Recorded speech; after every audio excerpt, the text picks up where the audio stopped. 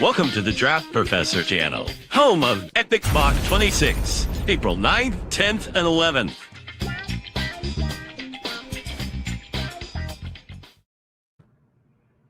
Well, good evening, everybody, and welcome to the Draft Professor. I am joined in the studio right now by Draft Professor Jordan. We are expecting Dale and Owen. I think we're having some issues chasing down the link to the podcast, but we will have a few guests. But we wanted to get the show started because there's a few people here. Chris Connor, you're here. But Jordan, you want to take a moment, introduce yourself, let everybody know how they can find you on social media. Yeah, Jordan Hunt, Panthers Pulse on Twitter, also on Substack. I try and post on there as much as possible. Just recently posted my top 100 players. So yeah, like I said, on Twitter, we'll have interactions daily regarding the Panthers, regarding the draft, regarding NFL talk in general. So inbox is always open. Comments are always open. So yeah, you want to talk football, reach out. Yeah, so we are going to be doing our weekly 3-round mock. Owen is running a little bit late from work, so he just sent me a text. So he'll be on shortly. Dale from Bengals and Brews is texting me as well, and he will be on shortly.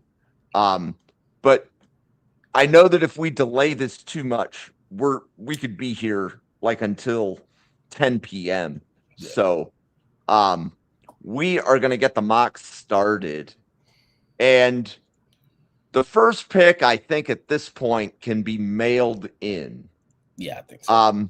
Do you think the signing of Kirk Cousins means that somebody's going to trade up to pick number 1, Jordan? Absolutely not. I think what the Raiders are doing is really smart, where they're not really forcing their hand to have to start Mendoza week 1 if they don't want to. Obviously, the first overall pick typically starts week 1, but I think with the signing of Kirk Cousins, they're not forcing their hand. If it comes down to it and Clint and company think, hey, Mendoza can afford to sit for, 5-6 weeks or whatever it is, then you have somebody like Kirk Cousins whose agent needs to be in the Hall of Fame, who can go in and give you some spot starts.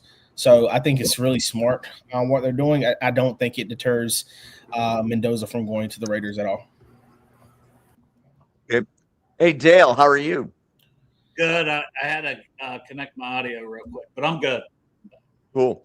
Do you think Mendoza's ready to start week 1? I mean, with them signing Cousins, I don't think he will, but do I think he could? Yeah. And I don't think it'll be long. Like, I think if they have, 3-4 weeks into the season, they've lost 2 games in the first 3 or whatever, then I think we're going to see Mendoza pretty early. But shout out to Kirk Cousins' agent. Oh, man. He needs to be in the Hall of Fame. For real. So, Dale, what do you think the Jets are going to do at 2 here?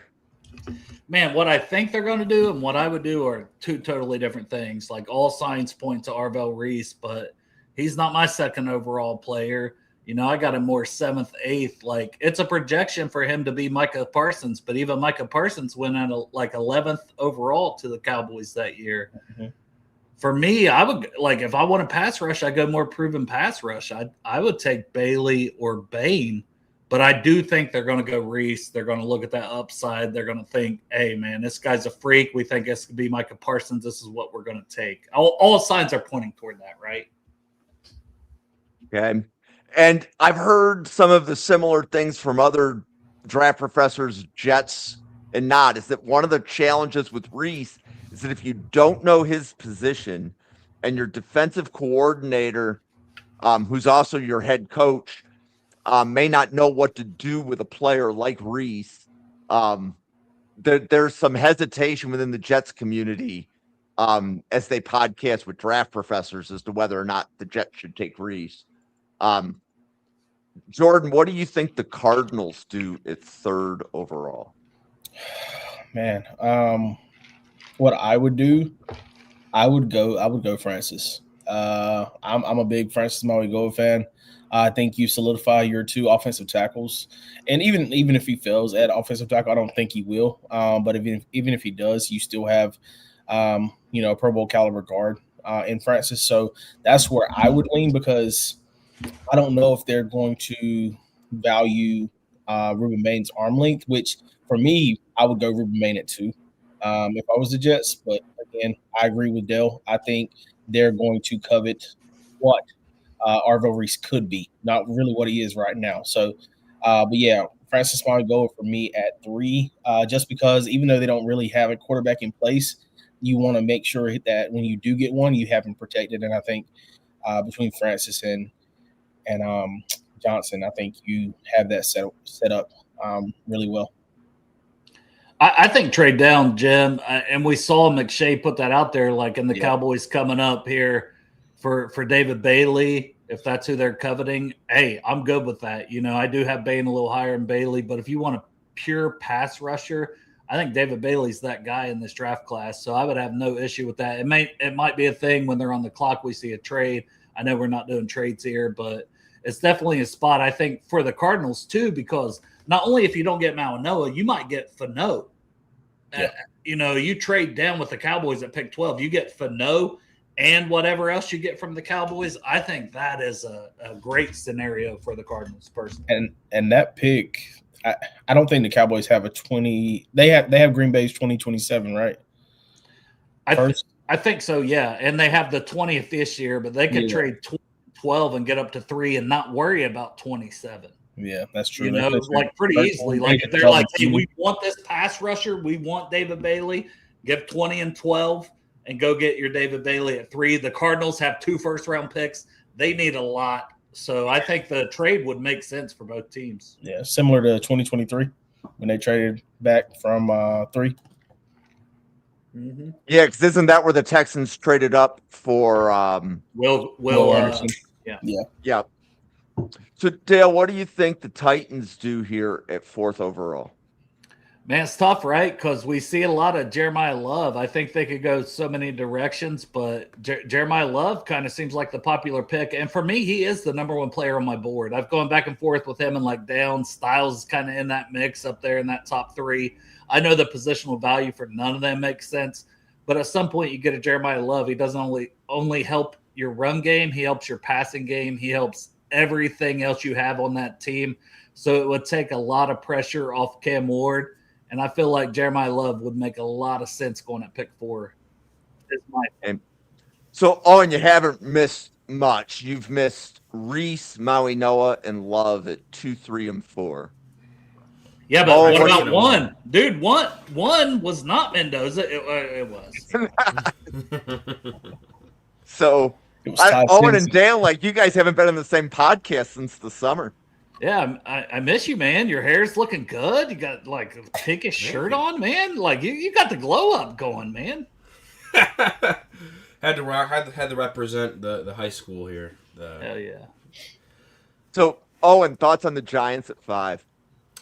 They need everything, but no, I think they're genuinely a spot that can go a lot of different places. Obviously, Sonny Styles is a frequent pick here. I really think like maybe offensive line might be a big need for them, but based on them moving off of Bobby Okereke in the offseason and not really rushing to replace him, I think Sonny Styles being the best available player and a position of need for them here, I think that's usually the go-to for 5. So I won't shy away from that. I'll stick with that, but there's definitely some other options you can go there that'll be interesting. You could just say Ohio State Buckeye, like Downs, Tate, or Styles. It's going to be one of those. It would have to be one of those 3, I feel like. Okay, so Jordan, you are up for the Browns. Thoughts on what you think they will do? So I go back and forth with the Browns because it's like, do you want to go offensive tackle here and wait until 24 for a receiver, or do you swap? And for me, I think I'm leaning Carnell Tate here because I do think that the tackles that you can get at 24 are still solid. Whereas and the receivers are good too. Don't get me wrong. The receivers at 24 are still good. I just think there's a little bit of a dip from Carnell Tate. So I go with Carnell Tate. Yeah, I'm with you. Like Monroe, Freeling, or Tate seem like two picks that they could easily make. Like that's a good board for them, honestly, because if they wanted to take downs and improve their secondary a little bit, they could do that too. Yeah, I agree. Yep. So So, between Dale, the two what do you guys, think? is Tate consensus wide receiver 1? He is for me, but like talent wise, it's Jordan Tyson. But I cannot ignore the injury history, you know. And Mekhi Lemon, I like him, but I'm not as high on him as some people. Makes sense. So, Dale, what do you think the Commanders are going to do here at 7? Man, another team that could go a lot of directions. I do think they need a corner. I think if Tate was there, they would have been in on him. But Jeremiah Love was here, they'd be in on him. To me, it's like I know they added some pass rushers, but Reuben Bain still intrigues me for them. But I'm going to go Caleb Downs. I know they added Nick Cross, but give me Caleb Downs for Washington at pick 7. Okay. Oh, and you're up for the Saints at 8. So what I really love about this position is that Reuben Bain is still here, and Peter Woods and a bunch of other guys that I think could fit more cleanly into their odd front scheme and operate in different positions for them. So I think for me, it's between Bain and Woods to add to that D line, replace some of that Cameron Jordan production they're going to be losing out to. I'll probably go with Bain just as a cleaner fit for edge, but they don't really have a lot of places they couldn't go with this pick. And then Chris Connor in the chat is going to have the Chiefs. So, Chris, you can message your pick in when you are ready, and then Dale will be on the clock for the Bengals. And Yeah, we will try I to got make the sure on this Bengals. podcast, we will try to make sure that there is no Harold Perkins incident. Yeah, Pork Chop, man. If Pork Chop comes in here, just ignore anything he said. Pork Chop's a big gun guy now, so he's at the shooting range, so we shouldn't have any conflicts. Fake picks. Yep. So I think we should also have a Bengals drafter coming in, or excuse me, a Dolphins drafter coming in. Okay, so David Bailey. Dale, did you get sniped on David Bailey when he went to the Chiefs? For me personally, I would have loved to have David Bailey. Like that first step quickness, just like a legitimate pass rusher. And it's something I don't know if the Bengals would do, but hey, I'm making the pick. I would have went David Bailey all day long. But that is a Chiefs thing that they take the guy I want, dating all the way back to George Karlaftis for me. That was my guy. I'm like, how has he fallen this far? And listen, Dax Hill's been okay, but Karlaftis would have been perfect for the Bengals that season. So Dale, what are you thinking here at 10? It's tough. It would have been Monroe Freeling had they not given the extension to Orlando Brown Jr. Monroe Freeling would have been probably my highest rated player, but those two corners are close. And with Dax Hill, DJ Turner, they both play on the outside. Dax, I thought, would be better in the slot. He's been better on the outside. But both of them had contracts coming up. It's such a Bengals thing to do. They take one of the corners. I've gone back and forth on who I have higher. Yeah, it's not going to be Keldrick Falk Darth. I'm sorry. But it's Delane or McCoy. And honestly, Jordan, help me out a little bit. Like, which one would you take here if you were the Bengals? I think Delane maybe could slide inside a little better. But also, like, you're picking at 10. Don't you just want, like, that guy that can be a shutdown guy? Because I think DJ Turner could be that, but get another one. And regardless of the contract stuff. Yeah, I think for me, the way when you said sliding inside, that screams Mansour Delane. I think he obviously can play boundary, but I think he can also play inside. McCoy is more of a boundary guy and a shutdown for me. He's my number one corner. Obviously, the pro day didn't hurt that. I think it only increased his stock, if anything. But yeah, I think you can't go wrong with either one. But if you want a shutdown corner, I would lean McCoy. Man, it's like a coin flip. Owen, help me out here. Which one? So for me, Delane's my CB1. I think pretty easily for myself. But if you're looking at a guy that you want to draft upside for, and if you're currently in a position where you don't absolutely need a corner and you can be more on the high upside swing and can stomach not having him right away, you can go McCoy, and then you have a situation where he can be brought along a lot more slowly as opposed to other situations where he's going to be forced in and we're not really sure if he's ready to go right away with the injury history. Yeah, I'm going to go McCoy, but man, I don't know. I could see them going either way with the corners here. Okay, so I didn't get anything when I put the Dolphins into the chat. So somebody wanted the Dolphins on Twitter, but they haven't responded. So Owen. Oh, yeah, Owen. You want to make the pick for the Dolphins here? Yeah, I mean, another team where you have a lot of spots you can fill with this. I think that you can go. I don't know if D line is particularly one with Sealer, Kenneth Grant. Like that'll be probably later on in the process. Corner is something I'm interested in looking at just because Delane is there, and 100%. they are trying to make a transition to these bigger outside corners. They currently have like Storm Duck and Dante Daryl Baker as their penciled in starting corners. So I'm thinking it's going to be Delane here, and then we can find a wide receiver in the second round with our first round pick. I think that's the right pick. You know, I think they'd be happy as long as one of those two corners are on the board. The Dolphins are coming away feeling pretty good. Okay, so Chris Connor is also selecting for Dallas, so he is on the clock. And then Jordan, you will have the Rams at 13. I think that pick's going to be easy.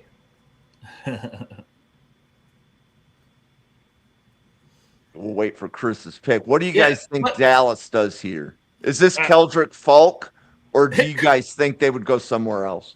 I don't think he's worthy of that pick, but could he be the pick? Sure. And how do you view? Okay. Oh, okay. Wow. I didn't expect, but you're talking just taking the best player. I ain't mad at that.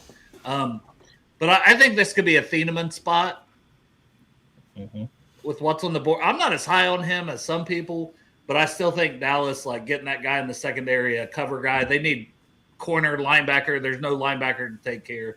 So Freeling's interesting. I'd like to hear the logic on that. I've heard reports that they're not really high on Guyton. Okay. So I don't know. Maybe they're just sour on him. Maybe it's just, draft talk.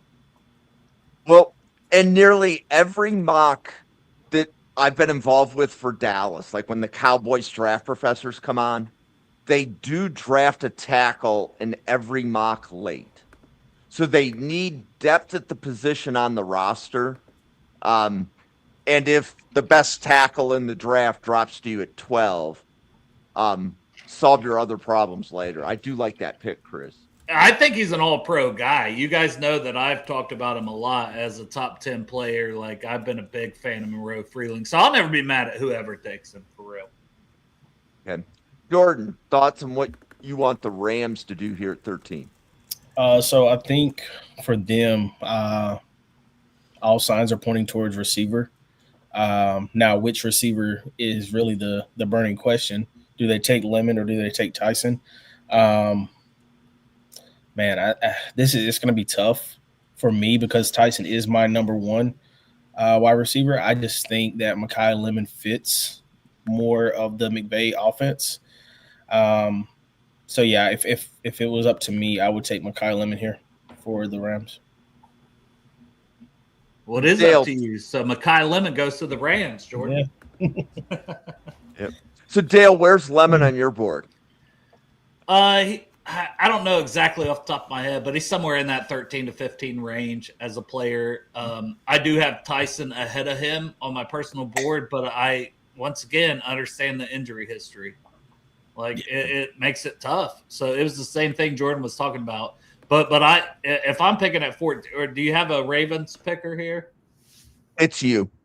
Okay, so I'll take Tyson. I'll give them that receiver, to pair in that room. I would consider Peter Woods. Like, I think Peter Woods would be this would be like a great spot for Peter Woods, the player.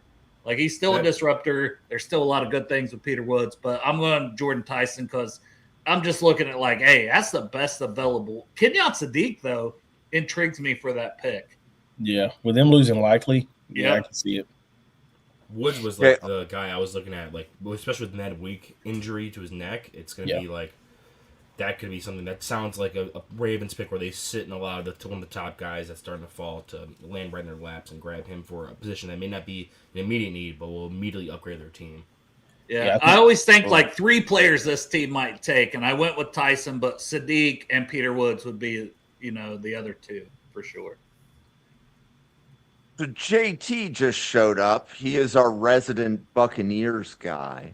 So JT, if you want to make the pick here for the Buccaneers, it's all you. And then after that, we will go with Owen to the Jets. Am I crazy to So- say that of the 3 edges still available on the board, I'd rather go Keem Mesidor for their scheme specifically? for the Bucks. Yeah, like just if you're looking for a guy who can play more off ball in Yeah. space, Mesidor did that previously. Whereas I like Parker more as a slashing, like 4-eye, if anything. Or, I'm sorry, Falk, and then Parker I like being more of a power playing condensed rusher. So being on that in that majority of space, I'm not the biggest fan of. So for me, Mesidor is like the only one that really makes sense at this spot with Bailey going. And if you don't want to reach on like a Howell, No, I agree with you.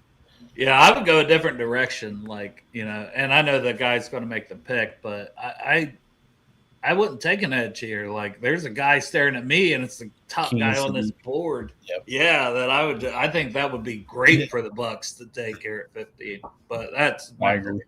Yeah, I agree. So Mesidor, the JT injury and the age. JT really likes Cassius Howell a lot. Okay.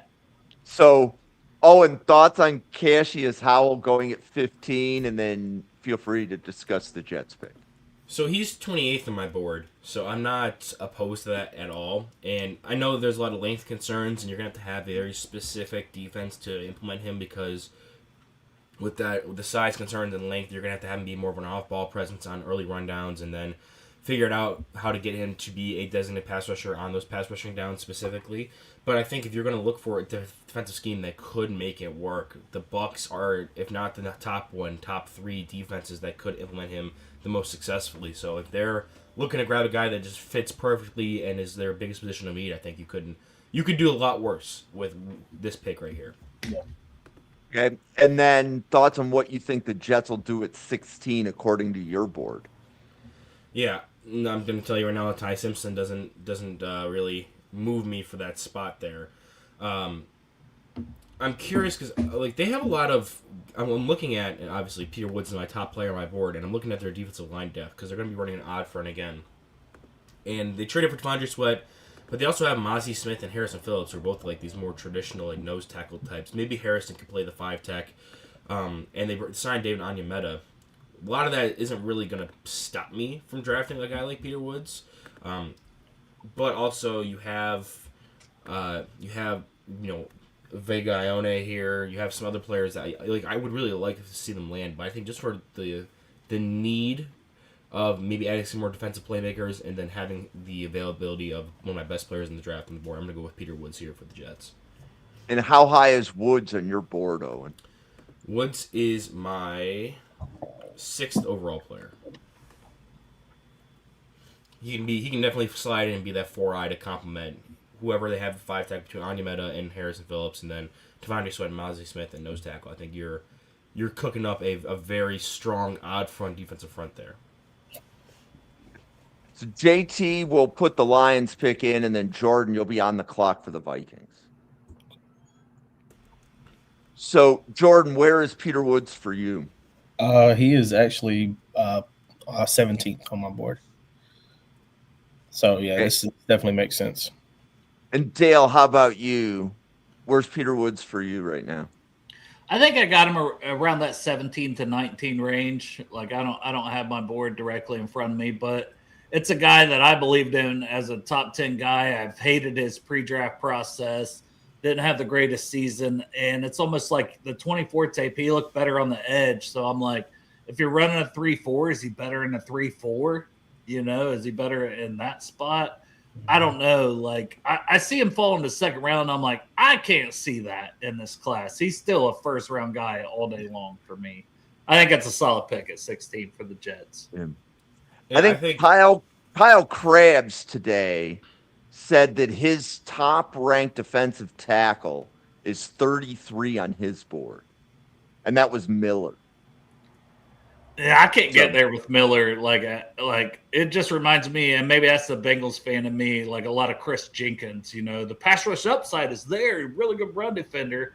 It's like the Bengals took him in the second round, and I just think Miller's that same guy. I at least see disruption from Peter Woods. Okay, so Jordan's up for back-to-back picks because I told him he was on the clock for the Vikings, and had I looked ahead, the Panthers are up right after. So, Jordan, thoughts on what you're going to do for the Vikings, and then you're going to be on the clock for the Panthers. Well, right now. Caden Proctor at 17 is interesting. But go ahead, Jordan. No, you're good. So I would love to have McCoy or Mansour on the board for the Vikings, maybe even Dylan Thieneman. But since they're not, I'm going to grab my Thieneman's here. Thieneman? Oh, he is here. I thought we took him at 12. Yeah, Dylan Thieneman. He's the pick. I think I'd still take another Oregon player over him if I would have been you, but you're the Panthers. yeah, I mean, you could because TJ just doesn't look the same anymore. Yeah, I hate that for him, but yeah, I think just putting Dylan Thieneman with Brian Flores, I think it would. I mean, obviously, I think they're both needs. Safety and tight end for them are both needs, so you couldn't go wrong with either one. Oh, my bad. You were doing the Vikings. I was thinking of your Panthers. That's my bad. Oh yeah, no. Well, No, I think that's the right pick for Minnesota. Like Terrell would have been my guy till like he's had some injuries and things like that. Thieneman 100%. You're getting your white safety Harrison Smith. Replacement. Yeah. How do we Yeah, feel about Proctor at 17? Yeah.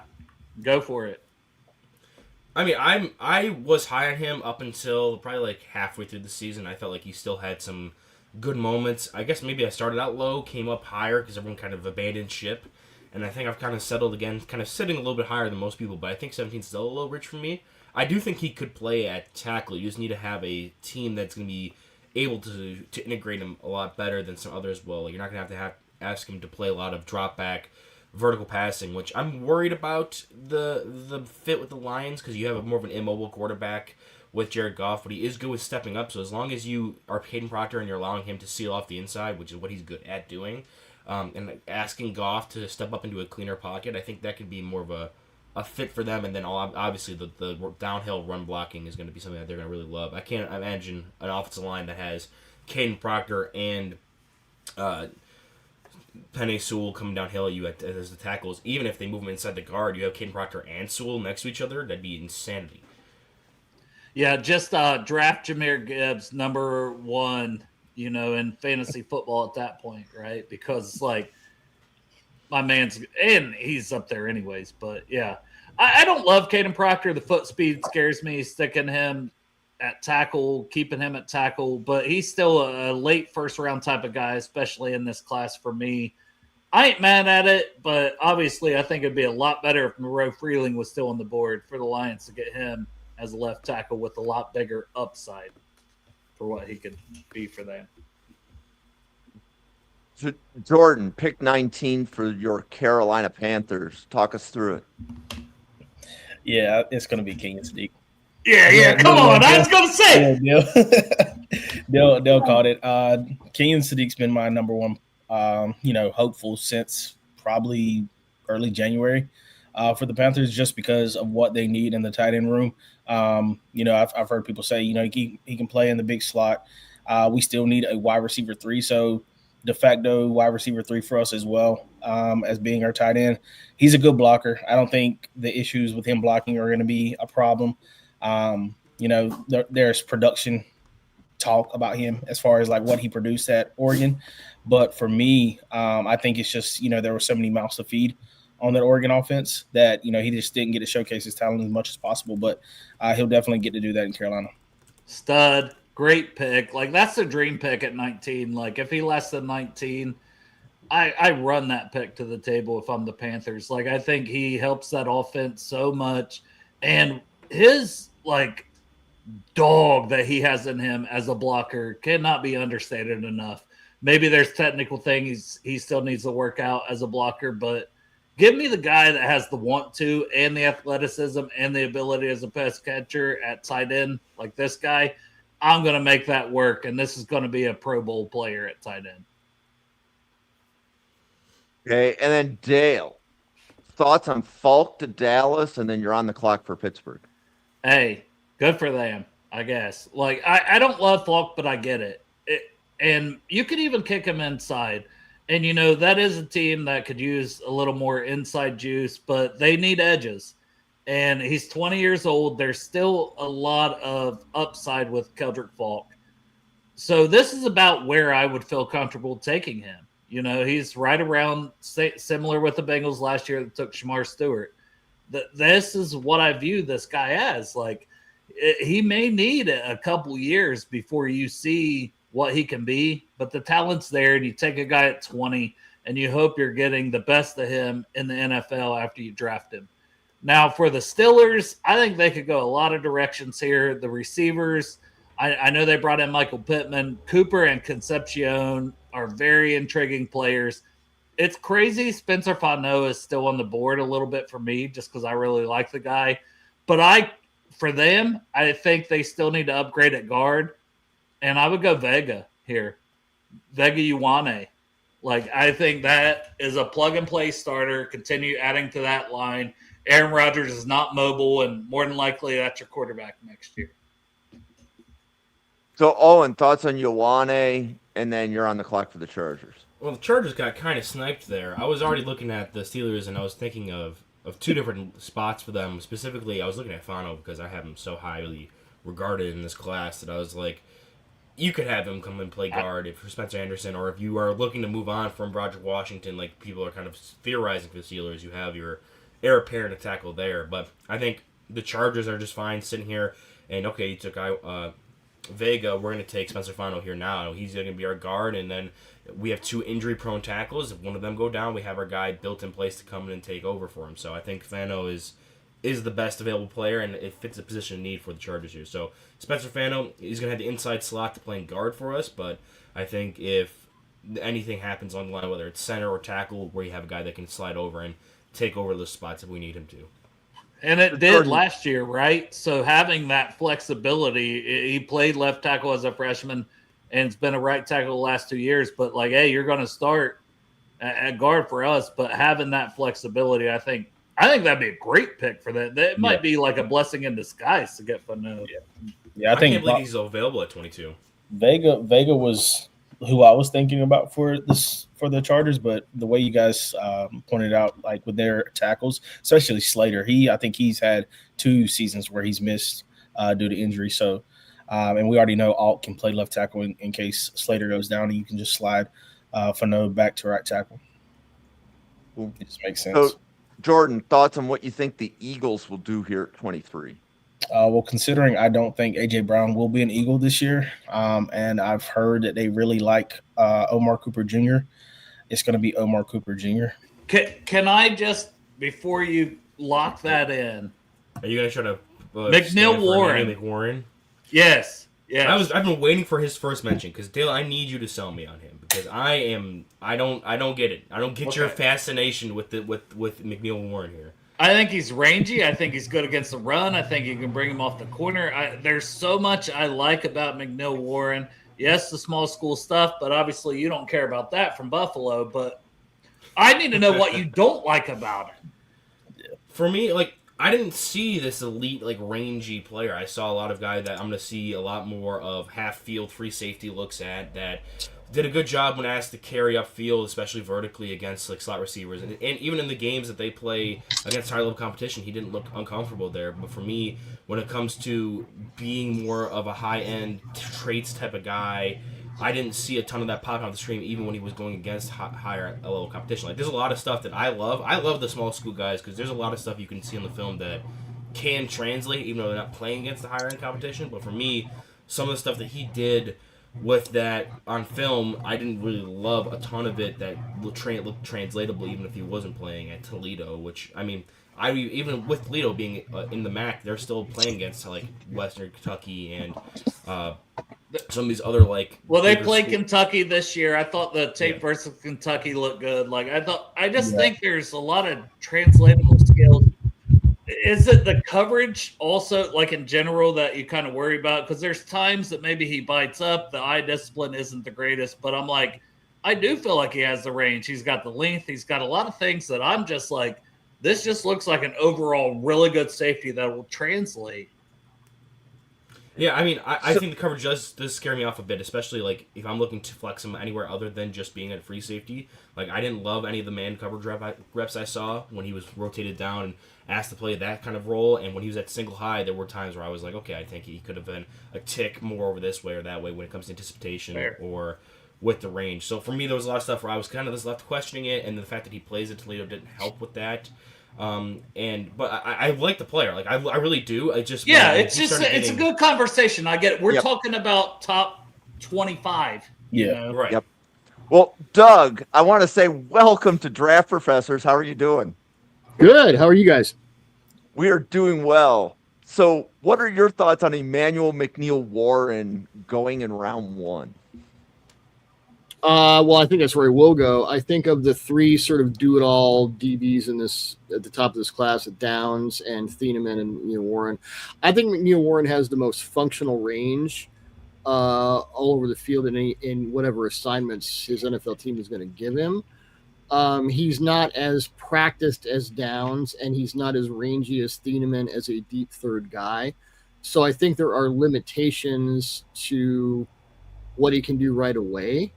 But I remember when the Eagles drafted Cooper DeJean and the media asked Vic Fangio, like, well, you're going to play him all over the place, right? No, Vic said, no. We're going to start with the one thing we want him to do, and then add the second, and then add the third, and whatever it is, we'll graduate that over time. So I think when you're looking at sort of base range, for lack of a better term, I think McNeil-Warren has the most of it of all those 3. And I think it's going to be up to his NFL team to decide, all right, do we start in the box and then sort of flex out, which I kind of think may happen. But I think just as base traits go, I think he's the most physically gifted of all 3 of those guys. So, Jordan, you're going to stick with the Omar Cooper Jr. pick for the Eagles? Yeah, we kind of took over on that, Jordan. Sorry, I know they have a big need at safety too. Yeah, with Reed gone, yeah. I think you definitely make a valid point with EMW potentially going to the Eagles. I mean, it makes sense with Reed being gone. I do like him in the first round. I think he's going to go in the first round.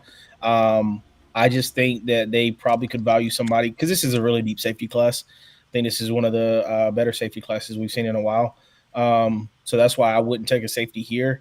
And that's why I'm leaning Omar Cooper Jr. But I do think McNeil-Warren he's rangy. I don't think he's the rangiest of the safeties. I think he's somebody that can play in the box, like you guys said. I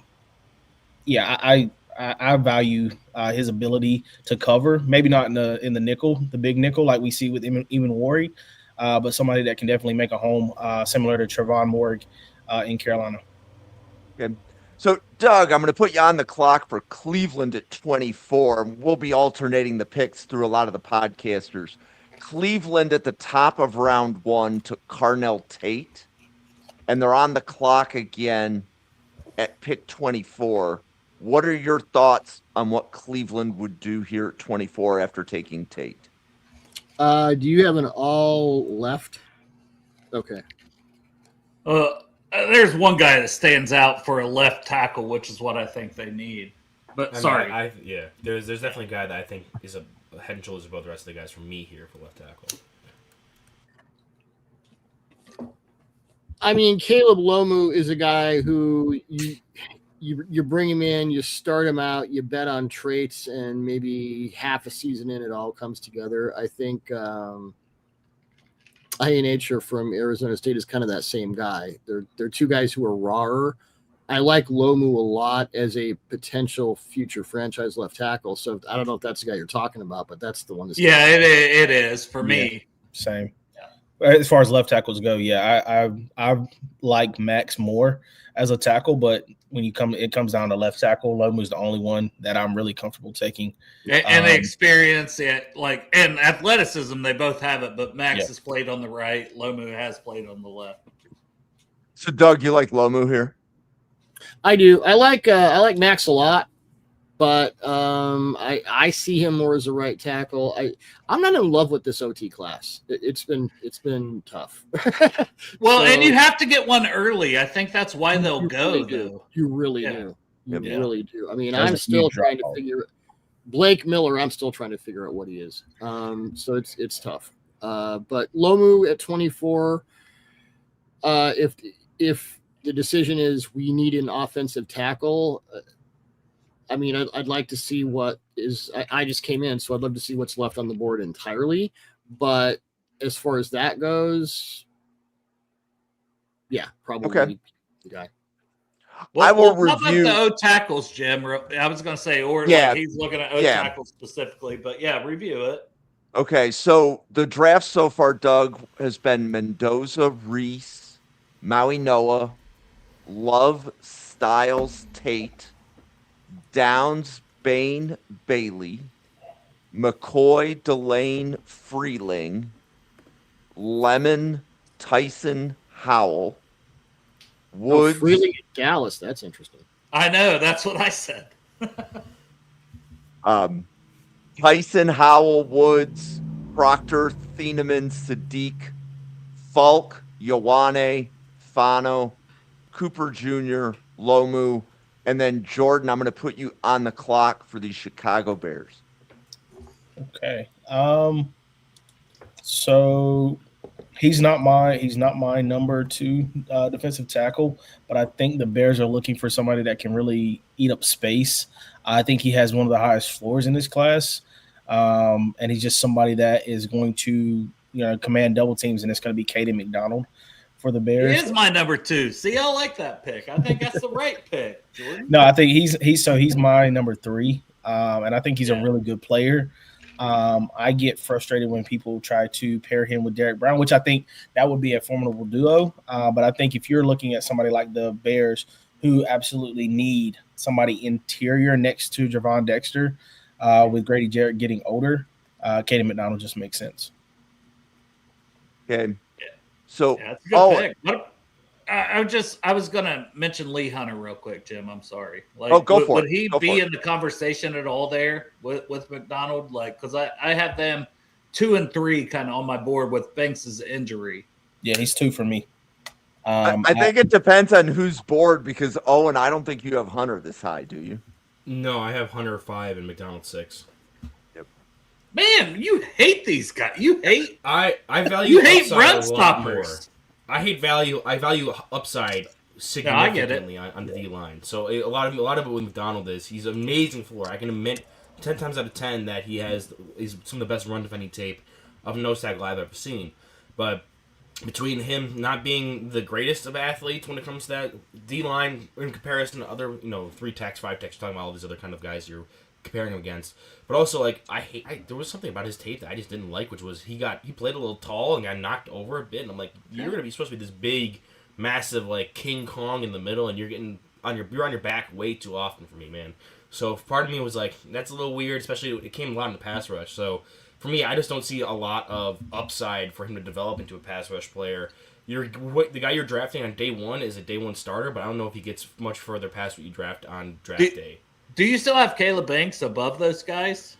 I don't have a factor for injuries in my grading, so Okay. like, he is technically above them. But when it comes to like a lot of his vibes, I probably wouldn't take him at this point. Even though I think he would be in this conversation if he was healthy. Yeah, no, 100%. Like, would be a dream pick. I think if Peter Woods falls, would be a dream pick. Like, Yeah, I you don't would even love think to get Caleb that Banks guy. Makes Yeah. it if he's healthy. So, No, he Doug, what are doesn't. your thoughts on McDonald going at 25? He's going to be an interesting transition in the NFL. What I saw, and I watched a lot of him because I had heard all this stuff about, great run defender. Okay, so the first thing I want to do, because I'm a contrarian, is I want to watch all his like really pass rushing reps. What is he doing? Why is he not more productive? And the first thing I saw was a lot of 2-gapping, a lot of gap and a half. He was cleaning up for other people.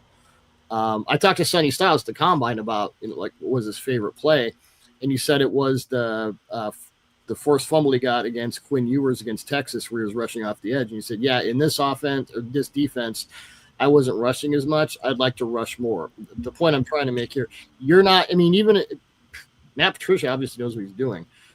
He had those guys ready to play, and there's like 26 guys from Ohio State who are going to go in the first 10 picks.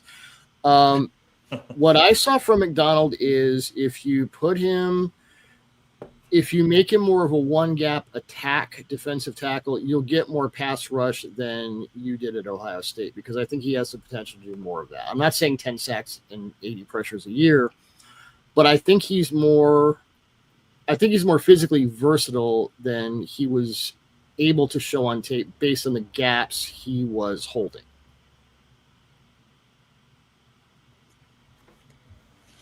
Yeah. Okay. So, Owen, you are on the clock for the Buffalo Bills. And Omar Cooper's not there, Owen. I'm sorry. I know. I'm heartbroken. But there is one spot. Looking at this Bills roster, I have personally one single position still available that needs an immediate starter at the spot. And we're going to go to Texas A&M to fix that. We're going to go to the interior offensive line, Jim, and take the other Texas A&M player that's on the board with Chase Basantis for our left guard spot. Keep Alec Anderson as our sixth offensive lineman. I know that'll make Jerry Ostrowski very happy to hear. And get a guy who can come in, plug and play starter, 21 years old, was a 3-year starter at A&M, just an absolute stud. But I think with especially with the skill position need, like they need a very, very specific skill set at wide receiver remaining. They don't need the all-around do-it-all guy. They have DJ Moore, who could be their number one. They have Khalil Shakir, who's filled in that role and now can take a step back and be more of a complementary piece.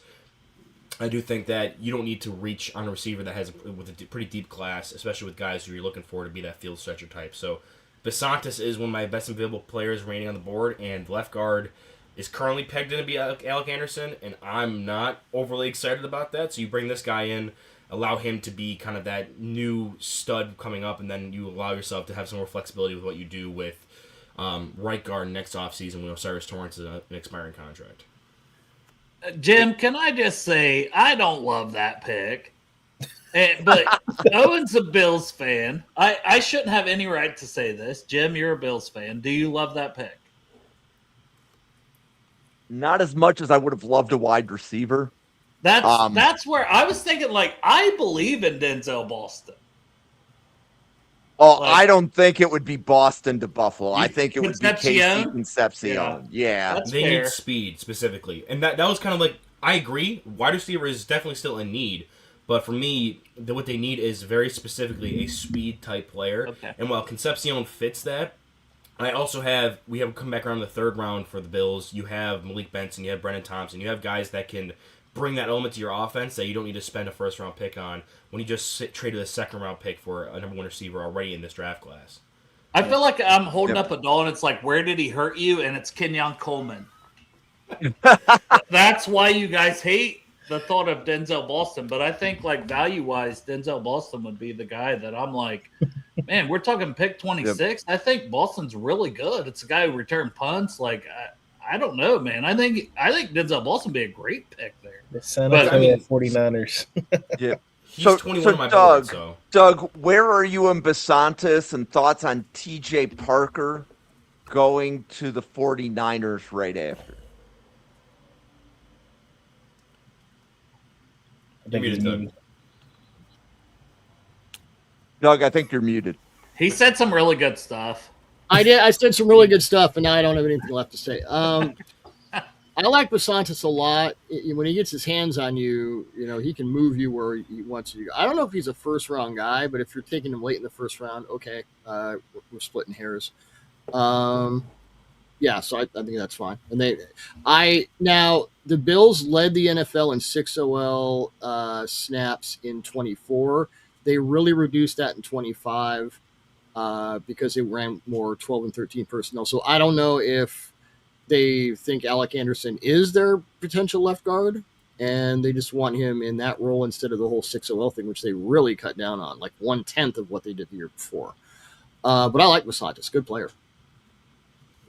Yeah, I mean, thoughts on? They added go ahead, Hawes, Owen. so they added Hawes, so it kind of made it so they didn't have to have 6-0 to be out there for what they were desiring when they went to 13. Right. For me, though, I think we've had extensive conversations on the Tuesday Night Podcast for here with me and Jerry Ostrowski, who is a former Bills offensive lineman who I've been podcasting with. Name dropping. This guy is name dropping like crazy. But we were talking about, and Alec Anderson is just a player that, like, when he's gotten chances to actually be a starter, whether it was at tackle or at guard, it was never something like you were playing around him. It was never something where he was the guy who can come in and make you better or you don't miss a ton there. So for me, I think that they would definitely want to. That's the most easily upgradable spot at the moment on the roster. So, Doug, thoughts on the next 3 picks, which are TJ Parker, Max Ihinakur, and Casey Concepcion. Yeah, I'm Those bringing picks up are all my coming in from the chat. bringing up my TJ Parker notes here. Big edge with bad intentions, leaving a running back in to block him is particularly cute. Might as well get the guy out quickly. Yeah, I like him as a larger sort of edge destroyer. That's a good. And he goes to San Francisco. Yeah, I mean, God knows they need that help because when Bosa was out, the whole thing just plummeted. Mhm. Max to the Texans. Interesting. I keep putting them with either IDL help or receiver help over O-line, but it would. In Casey Concepcion with the Chiefs, there are schemes in which Concepcion could be wide receiver 2 in this class. I think people sort of, not you guys, but people sort of misrepresent him as this sort of gadget guy. He's a complete receiver. I mean, he can run all the routes and do all the things. He's great at the catch point. He understands how to sink in zones. His route breaks are really good. I think to me, if with Jordan Tyson's injury history, if you said Concepcion is your WR2, I wouldn't blink an eye at that. That probably will be where I wind up. So I think it's a great pick for the Chiefs. Yeah, he's my wide receiver 3. I almost picked him at 19 for the Panthers. Honestly. Oh, and I freaking love Zion Young. Here's my little mini scouting report on Zion Young. I used to say of Michael Bennett that he's 260, he runs like he's 240, and he hits like he's 280. That's Zion Young. I love that kid. Great player. Oh, I don't. See, I'm totally opposite. Not a Zion I'm Young. with you, Dale. He's like in the 70s on my board, because he's an edge player, and I do not see the explosiveness, the get off on the snap. It's very it's just a guy that I'm like, he's a dude. He's okay, but he's very mediocre to me as far as the edge class. There's a lot of explosive guys. Like, I love a guy like R. Mason Thomas. I know we're talking body type wise, completely different. And that's the thing. It's like, what do you value? I know as a Bengals fan, the Bengals would value a Zion Young. And I'd be like, man, how many times are you going to do this? Like, give me the explosive pass rusher for once. He seems really polarizing. There's people that come on to Draft Professor where Zion Young is edge 2 in the class. And then there's Owen and you, Dale, are not the only 2 people I've heard where you're more round 3, and then a vast majority of people are in the middle there. Yeah, he's 86th on my board right now. Like, I'm not the biggest Zion Young guy. Well, basically what Dale was saying is I love, like I said earlier when we were talking about Peter Woods and some of the other D tackles that have gone, or D linemen that have gone, I'm a big proponent of you draft for upside in the defense and you draft for floor on the offense. And for Zion Young, especially for the Dolphins who need a 4-3 defensive end, I don't hate this pick, right? The idea of him being a high floor player to come in and be an immediate contributor is fine with me, but I don't really see a ton of the physical upside. This pick gives me a lot of the vibes of like when A.J. Epinesa went to the Bills at 52, like a guy who you know what he is, but is he going to give you a lot more than what you've already previously seen? Like, he does a lot of stuff good, but is he going to Is he going to grow into something that's going to be that same level at the NFL level where everyone's bigger, faster, stronger? And is there any potential for him to get even better than what he showed versus the level of competition he was playing already at the SEC?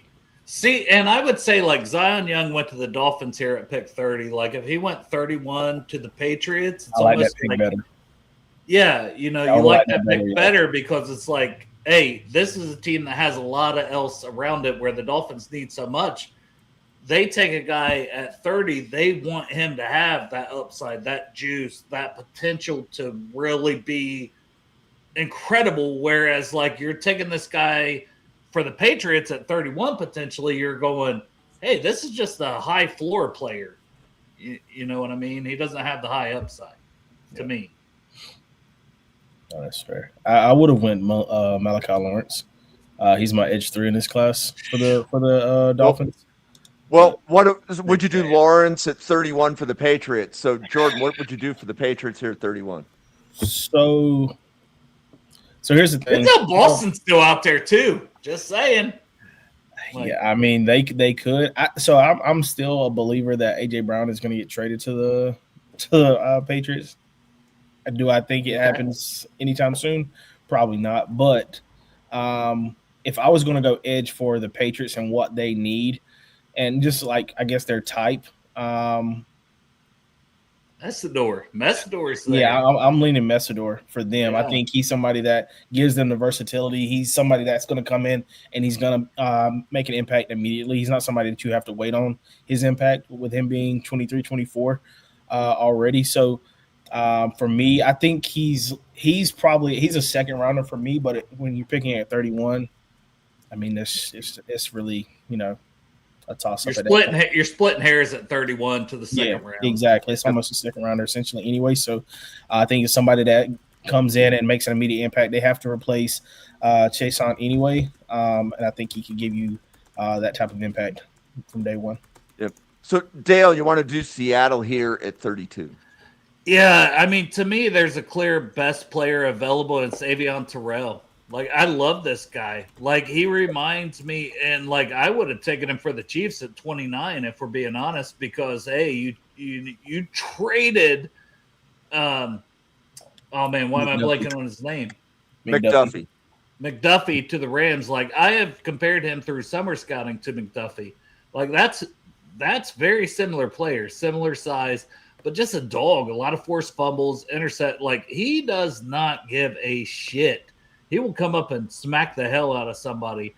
I love him as a player. I wish he didn't get dinged up through this pre-draft process because I think he would have ran in the 4.3s. Like, he's a guy that I was like, the Bengals should trade down from 10, put this guy in the slot immediately, get him at like 16, and I am thrilled. So to get him at 32, I think the Seahawks are living well with a player like that to add to their secondary, and he can play inside or outside at corner to me. Oh, and you're on the clock for the Jets. They have taken Arvell Reese and Peter Woods, and they are on the clock at 33. Yeah, I have an idea of where I'm going to go with this. I was just really curious before we move on to the second round. And I'm not going to put anybody on the spot if you don't have your big boards up in front of you. But does everyone ever have like a guy that's on the board still that they think is like clearly and obviously their BPA remaining moving out of round one? Denzel Boston is pretty high up. I mean, he's still like in the 20s, like mid-20s for me. But, I mean, I feel like we've gone pretty close to my board.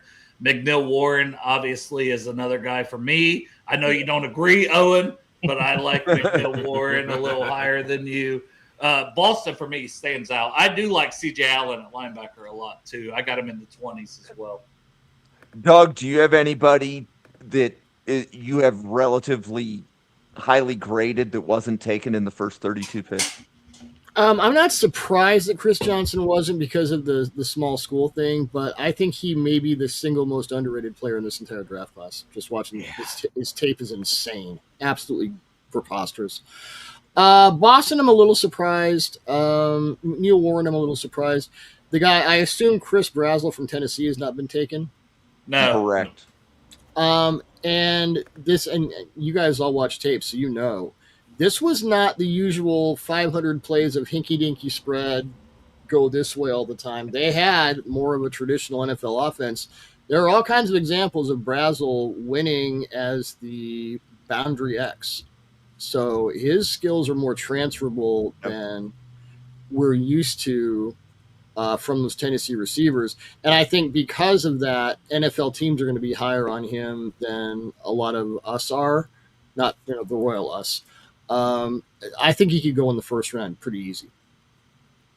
He's a lot of people. He's polarizing, is what I was going to say. Because like, I know there's a lot of people that are like third round for this guy. He's 37th on my board, so I don't have the first round. But I agree with you, Doug. Everything you said, like I'm still very in on that guy as a prospect. And guys, I'm so sorry. I have a hard out right now, so I got to bail. But it's been great talking to you for a little bit. I'm so sorry. No, Doug, that's good.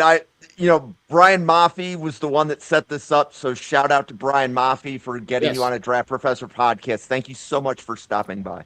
My pleasure. I'm sorry I couldn't do it longer, guys. Hey, are you part of SB Nation? Like, Yes. SB Nation Okay. and Athletic Sports.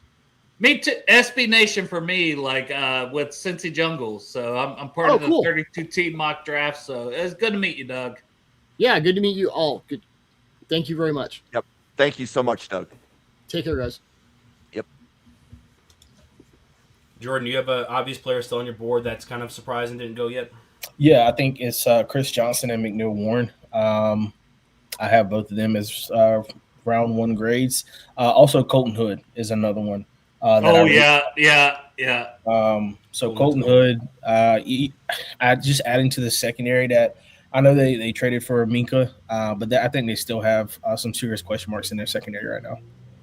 Yeah. For me, there's Boston. Remaining on the board would be Boston, Chris Johnson, and then Elijah Surratt are my highest, and Caleb Banks are the highest graded guys I still have available that I like. Sell me on Surratt. Surratt? Like I like him a lot, but it's just like, and I know apparently at the Indiana Pro Day and the 4.5s, which is all you need, the back shoulder stuff. There's a lot to like with him. Productive player everywhere he's at. Well, Jim, do you have someone drafting for the Cardinals in the chat? So I mean, this is gonna be Ty Simpson. We're gonna stop brewing on the Jets here. This will be Ty Simpson. We'll move on. But to answer that question, Dale, for me, when I look at players, I'm looking for players who have like a very singular like elite trait or have like superpowers in this class. And I think that the back shoulder stuff is, I think, something that was practically unguardable in college. And on top of that, he did start to win a bit more as a contested catch guy. That was my problem for him coming into the season, where I was like, big body guy, doesn't really win in contested catch situations where you're asking him to go up and attack above the rim, and then he kind of added that a bit more to his repertoire this year on top of being just great when it comes to chemistry and being very quarterback friendly. And I do love his tempo and the way he runs routes in the short and intermediate. I think he can create some early separation with being more of a big physical guy, but who has some deceptiveness there and be able to have some more quicker feet than guys who are of that same ilk. So I do think that he is a player that does a bit more than what you would typically ask for a big body guy. Yes, you're not going to get the deep field speed. Yes, you're not going to get a ton of the run after the catch, like the normal limitations you get for big body players. But he's got a superpower in his back shoulder. He's a boundary corner who can get off the line of scrimmage and get some decent routes in the short to intermediate. So I do like him a lot as an outside player presence. Yeah, I like him. I just, when we're talking like top 32-ish, we're at 34 here. I'm like, I don't have him quite that high, but I like him a lot. So it's like I can be sold on this guy. Yeah, who do you compare him to? Like, who's his NFL comparison? I always suck with comps because I always try to think of guys all across the league, and I always kind of come back to my safe zone of like the players I know either from the draft in the past or the Buffalo Bills, where I'm trying not to constantly relate back to them. For me, like, I don't really know a full-on comp, but for like to compare what the back shoulder thing I was talking about, what I always go back to is when, again, going towards the Bills, when Josh Allen and the Stephon Diggs combination was at an elite point. Yeah. There were plays where they had a set play going and they just audibled into it. Josh knew Diggs was one-on-one coverage, and they knew that Baxter was open. They can move the chains, keep them moving, and that was never an issue. Like, they knew as soon as whoever, doesn't matter what they got one-on-one coverage out there, they can always check into that and get some yardage, get the first down when they need it. So that kind of relationship, I think Surratt can build with his quarterback. So I don't have a clean comp, but that level of play, like when they played like that together, is where I project, or I guess comp, what he could do with a quarterback, especially if he goes back with his I was going to say, pick 36 is staring at me. That's my favorite landing spot for him, is 36 to the Raiders. It makes sense. It definitely makes sense. I know like early on it was Cooper for me, but obviously he's gained a lot of traction since then. So yeah, it definitely makes sense for 36 because they do need wide receiver help. Yep. So Jordan, you want to pick for the Cardinals here at 34? They took Maui Noah in round 1. Yeah. I think for me, somebody that's going to command that defense. I know CJ Allen looked a little wonky at his pro day, but for me, the tape was really good. The tape was really good this year. I think he's extremely smart. You listen to him at the combine, and he said, he kind of really called the plays for that defense this year. I think he's extremely smart. He's got great instincts. Not the athlete that you want your linebackers to be, but I still think he's above average athleticism is there. So For me, I think somebody that you can come in and really, take hold of that defense because they do need somebody like that at the second level. I think that's a good pick for them. I love that pick, honestly. He's a guy having the 20s, getting him there at 34. I mean, you're looking at like BPA at that point, and it's like, hell yeah, let's go. Yeah. Hey, Dale, you're on the clock for the Titans. Oh, it's I very believe they easy took for me. Jeremiah Love. Oh, I'm going to stick with that. Yeah. Like, give me more weapons. Give me a big-bodied receiver. I think you got to build that offense. Like, you're still not a playoff team, but you're trying to make Cam Ward your guy. You drafted him to be your guy, so give him weapons. Continue to give him Jeremiah Love, Denzel Boston. Maybe that's a fun team. Maybe they win 7 games next year, and you're looking at, hey, what do we need the following season? With Wan'Dale Robinson, too, and Brian Daboll calling the plays, I think they'll be fine. Here's my take. And the Titans are the most – or I'm going to predict the Titans go from last to first in that division. Okay, I like that. It's very likely. I you haven't even seen who they've drafted yet. You have a lot of confidence there, Owen. Well, I think for me, it's the coaching staff and what they've done in free agency. Yeah, it's what they've already added. Like the draft is going to take them over the top for me. Like the fact that they added Dable to be the OC for Cam Ward makes me so excited that I can just see him unlocking a lot for him as he did for 2020 Josh Allen. Especially I like the weapons they already have in place with Chimere DK, Eli Manor. If they add Denzel Boston in the top of the second, that's insane value for me. I would love that. And the Texans, obviously, I think are their biggest competition there, even though the Jags won it last year because their defense is so good. I was never the biggest CJ Stroud fan coming out, and then he kind of proved me wrong rookie year, and he's kind of regressed a bit back to where I thought he would be in the draft process. So I do think Cam Ward has some higher upside than he does. So if we're coming down to it, and I'm banking on someone to take the next step and take their team offensively to the next level, I might bank on Ward taking a bigger leap than I do on Stroud again in this season with the same kind of situation around him. Especially with the draft like this, where you add the weepons, right? Jeremiah Love, Denzel Boston, like you add Jeremiah Love, they have a top 3 running back room in the league. In my opinion. Hey, and you're on the clock for the Raiders, and I can guarantee to everybody watching this pick will not be Emmanuel Pregnon. No, I think we already talked about who this pick's going to be. It's going to be Elijah Surratt, the wide receiver out in Indiana. Pair him up with Kirko Chains, and then eventually Fernando Mendoza whenever he comes into play, and then you'll find that they'll never miss a beat with that chemistry. I can't wait. That is going to be one of the most unstoppable 1-2 combos of quarterback wide receiver we've seen drafted. Like in all those ones that get drafted together coming out, this is the best I feel about any of them actually working out in the NFL, just from the amount of chemistry they had in that 1 year they had together at Indiana.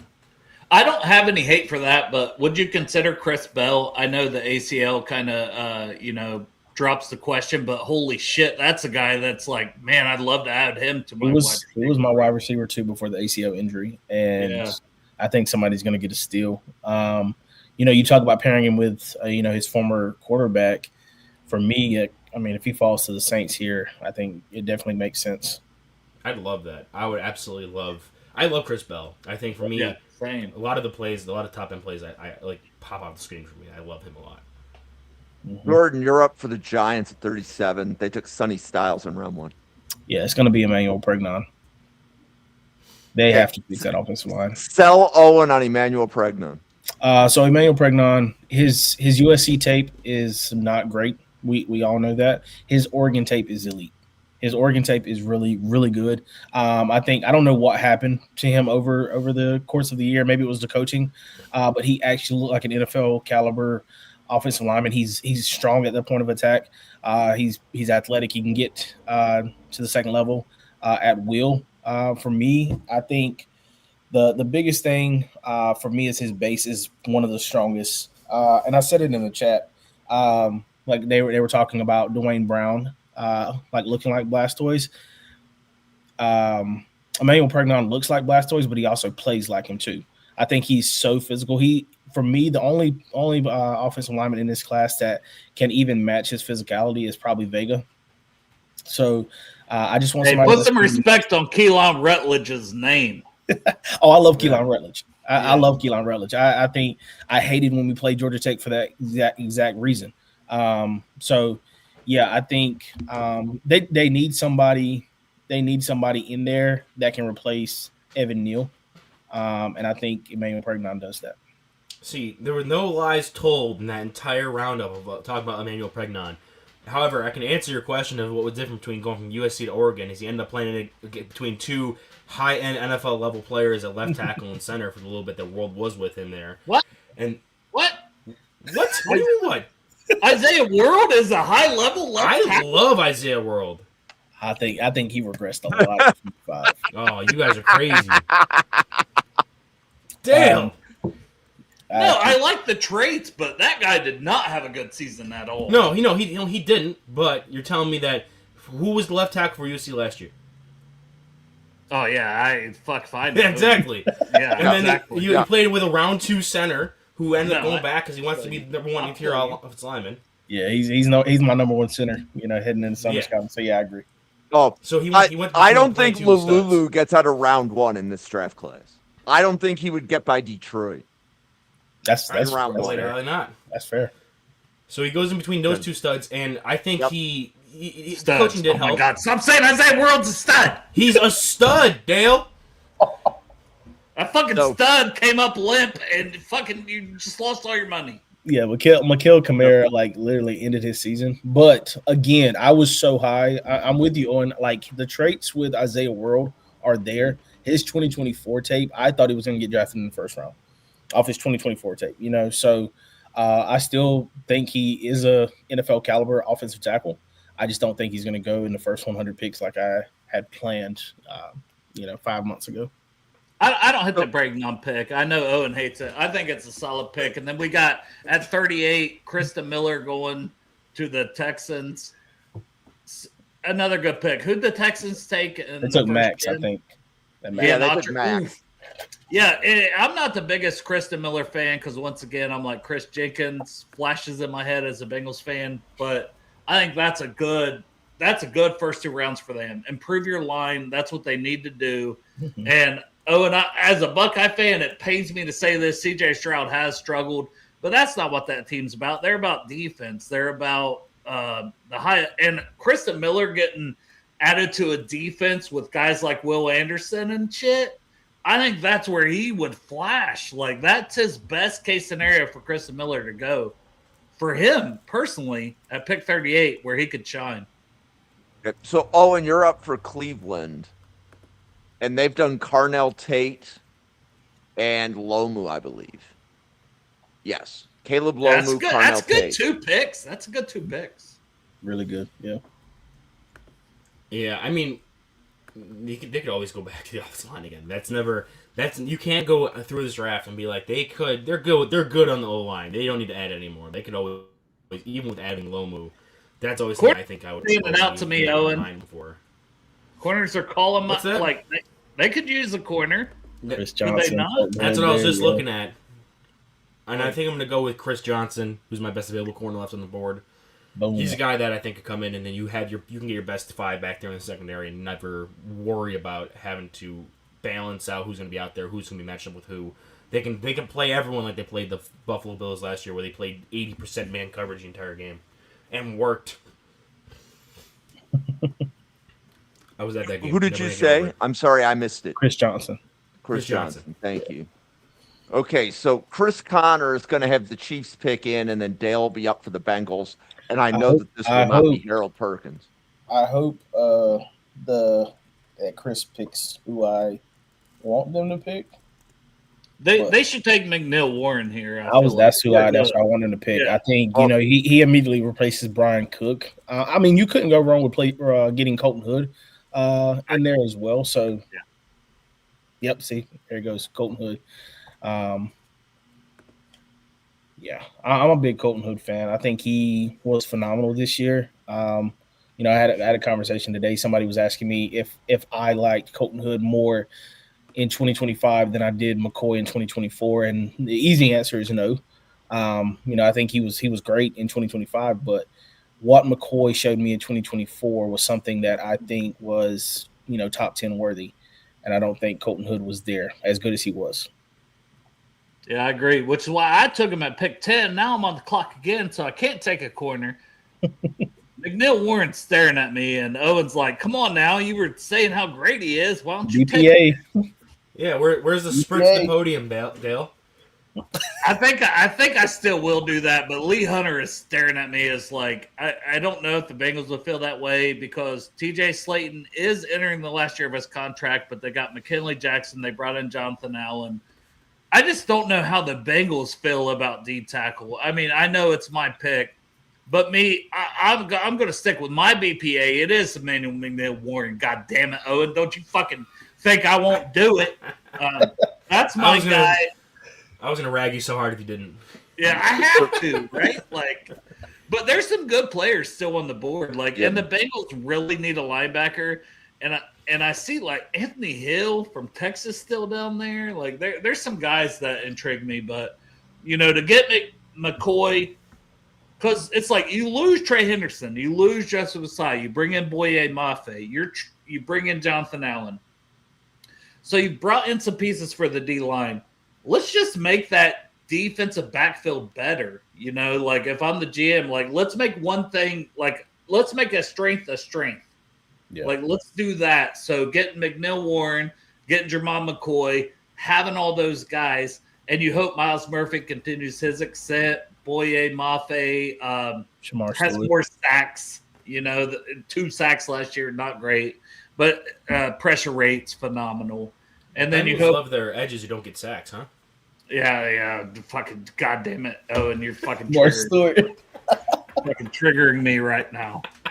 So Jordan, you're up for the Saints at 42. They took Ruben Bain in round 1. Yeah, I'm like I said earlier. I want to pair the wide receiver with his former quarterback. I'm going to take Chris Bell. I love that. So I love that. I think you get Chris Bell and Olave, and you have one of the better young wide receiver duos. I think it's going to take him a little bit of time, recovering from the ACL injury, but I think they're in a position where they don't really need him to come in and make an immediate impact. I think I've talked to enough Saints fans where they understand they're building something really nice there, and it's not like it's do or die season for them. I think they have enough that they can compete in the NFC South.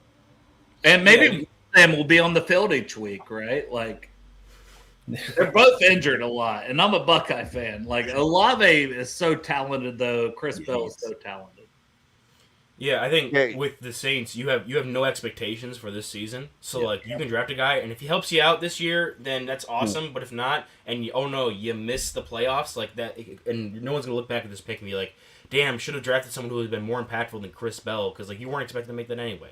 Exactly. It's the same thing with Tyler Shuck, though, right? Hey, we're going to take him. Maybe we need a quarterback. No, now you have your quarterback. He showed that he's that guy. Yeah, this is the exact same situation where now by the end of this season, maybe going into next season, you're like, okay, we don't have to worry about wide receiver now. We have another answer there. And it also helped us not win football games and pick higher in the draft class next year. Right. I love that pick, and I love pairing him back up, Jordan. I think that's a great pick. Okay, so the Dolphins GM is working on his pick. And then, Dale, you'll be on the clock for the Jets here at 44. I have to have you recap who they've taken because they have so many picks. This would be like the fourth. They took Arville. They took I just took C.J. Allen, and they took Peter Woods. So 3 defenders. Okay. Yeah, I'm thinking receiver right off the top of my head just based on So, that. actually, C.J. Allen was Cardinals. Oh, no, you're right. It was Ty Simpson. You're right. The Jets took Ty Simpson. They took Peter Woods, and they took Arvell Reese. Yeah. Okay, yeah, Ty Simpson. Sit behind Geno for a little bit. Yeah, a little bit, like 8 weeks. Yeah, I was about to say, not long at all. I'm still receiver. Owen will have the Ravens. When it gets there, I'm thinking receiver. Can I look at it? Like Jeremy Bernard obviously pops just to the top of my head. Even though I think he's a 3rd round guy, like it pops to my head a little bit. No Ted Hurst love? No, I like Hurst for sure. I actually have Hurst above Bernard, but I'm thinking the same thing we've been doing, pairing the quarterback up with the receiver, the Jeremy Bernard thing. That's fair. And I think Bernard here, Dale. Yeah, Is okay. Bernard the they took pick, Wells- or were you yeah, just yeah. I'll talking go. about it? Ah, man. Hold up. No, I'm gonna take Brazel. I'm gonna go completely off the board and like give me that deep threat. I like Garrett Wilson. I like what Brazel can do. I'm still a Brazel guy. Like he's in my top 40. Do you think he fits better with Adonai Mitchell over Bernard? I forget about Adonai Mitchell, but I don't give a shit. Adonai Mitchell ain't gonna keep me from taking Brazel. Like Yeah, I was thinking Bernard because he can play inside a little bit more. Yeah. Kind of that Josh Downs role. But yeah, honestly, I'm not going to be mad at Brazel either because I'm really high on Brazel. I think he's my wide receiver 6. So this is my scenario where Bernard would go in like the second round though, because to me he's like an early third round guy. How do you guys feel about Bernard? Because I know some people are really really high on him. He's 39th on my board. I'm a big fan. All right, so why? So for me, a lot of it comes down to his route running tempo, his ability to use some more fluid hips. He's got a great bag when it comes to being able to win in the short intermediate with over the middle, and I think he has better deep speed than people really give him a ton of credit for. I don't think it's an elite trait or anything, but I do think it is playable, and I also think that he has some dog in him when it comes to coming off the ball and not being bullied around by press and wanting to stick his face mask in on his run blocker. Yeah. And he showed some really good plays of him having some body control. He's not the biggest guy in the world, but he can elevate, attack on the sideline, good footwork. He does, for me, I've always said, I had him really high coming into the season, and I said he's a top tier, like, wide receiver 2 upside type player. I don't think he's ever going to be a wide receiver 1 type player, but you draft him and you need a guy to complement your star number 1 receiver, you can't do much worse than Jeremy Bernard. Well, and a number 3, like if he's your number 3, like even better. Yeah, he'll be a great number 3. I feel like. Yeah. Okay. Oh, and the Ravens are on the clock at 45. In round 1. I think they took Tyson. Yeah, they took Tyson in round 1. So I was debating going Peter Woods for them in the round 1 if I was to end up with that pick. And then this is the most Ravens thing in the world was they have one of the top tier players in this draft class fall in their lap because of injuries. Reminds me a lot of like the David Ojabo pick. Go Caleb Banks here, get him on that odd front, bring him in, be a down lineman. Hate it, but love it at the same time. Oh, I hate it because I'm a Bengals fan, but that is such a pick that the Ravens make every year that I'm like, son of a bitch. And I was picking for the Bengals in this scenario, and I didn't take him. Like, You had your chance. You could have sniped him. I know, I fucked up. No. Well, McNeil Warren was there. Would When you rather you're McNeil Warren go there? When you're 333 and you have recurring foot issues, it scares the hell out of me. I still cannot take that at 41. I mean, but man, if this guy hits, he's going to hit, and a lot of teams are going to look stupid. Yep. Yeah, he's the biggest swing of whether or not to get Yes. the biggest boomer yeah, bust. Golday's still prospect. available. JT. He's here. Yeah, I'm glad you took Banks there because the thought of Banks next to Vita Vea and Kalijah Cansey is just terrifying. Yeah, right. You Yeah. you don't need that in your division. Yeah, no, absolutely not. That's how you know he's a good player. Is that every time for every single team, a fan of the divisional rival, if they hear that they're drafting Caleb Banks outside of like the first round, you're like, damn it. Yeah, that sucks. But yeah, I do like the Golday pick for them because they do need linebacker help. I know they went out and signed Anzalone and Roseboom for depth, but they need a guy. And I know he's not going to replace Levante David. I don't really think anybody in this class outside of maybe Sonny Styles could. But I do like Golday as a linebacker. I think he provides some flexibility of coverage for them. I think he's one of the better coverage linebackers in this class because for me, I don't know about you guys, but when I watched his tape, it felt like he was always in the nickel. Always. Dude, he was used stupidly by I was like, oh my God. So I was really impressed by that. I do like the Golday pick a lot. Okay, so for the Colts, Dale, what do you think of the Colts are doing here at 47? They haven't made a pick yet.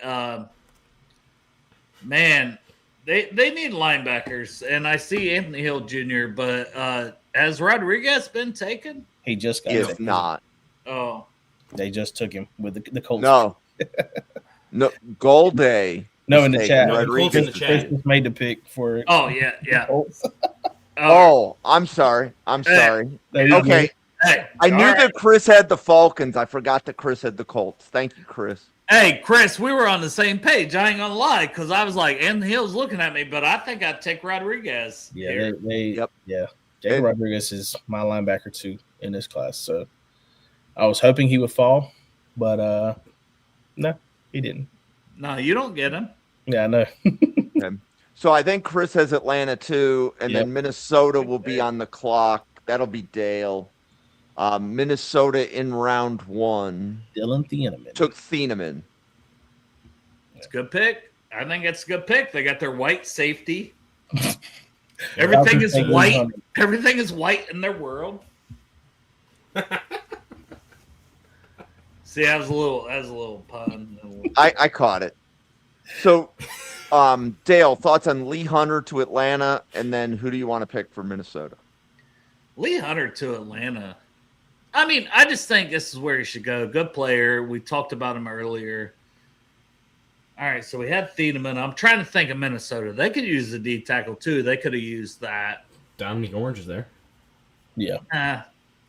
Oh my I God, think- Dale! Big Citrus is a third round guy for me. I don't know about that. I don't know about that one, Jim. I still think they need corner, and Keith Abney's staring at me. And Keith Abney's a French first round player for me. I'm taking Right. Keith Abney. He's a dog, whether you want to play him in the slot on the outside. Give me Keith Abney all day, every day. So do you have Abney over Pons? Because that was another guy I was Yes. thinking about for them. Yes, but not by a lot. Yeah. Like I love Pons, but you're talking the size, and I think He's not Abney's right. done everything that Pons has done, like tape wise. Like it's really good, and he's just a little bit bigger, and I think that does matter in the NFL. That's fair. But Yeah, man, you I love think- D'Angelo Pons. So JT's putting the pick in for the Lions. Jordan will be on the clock.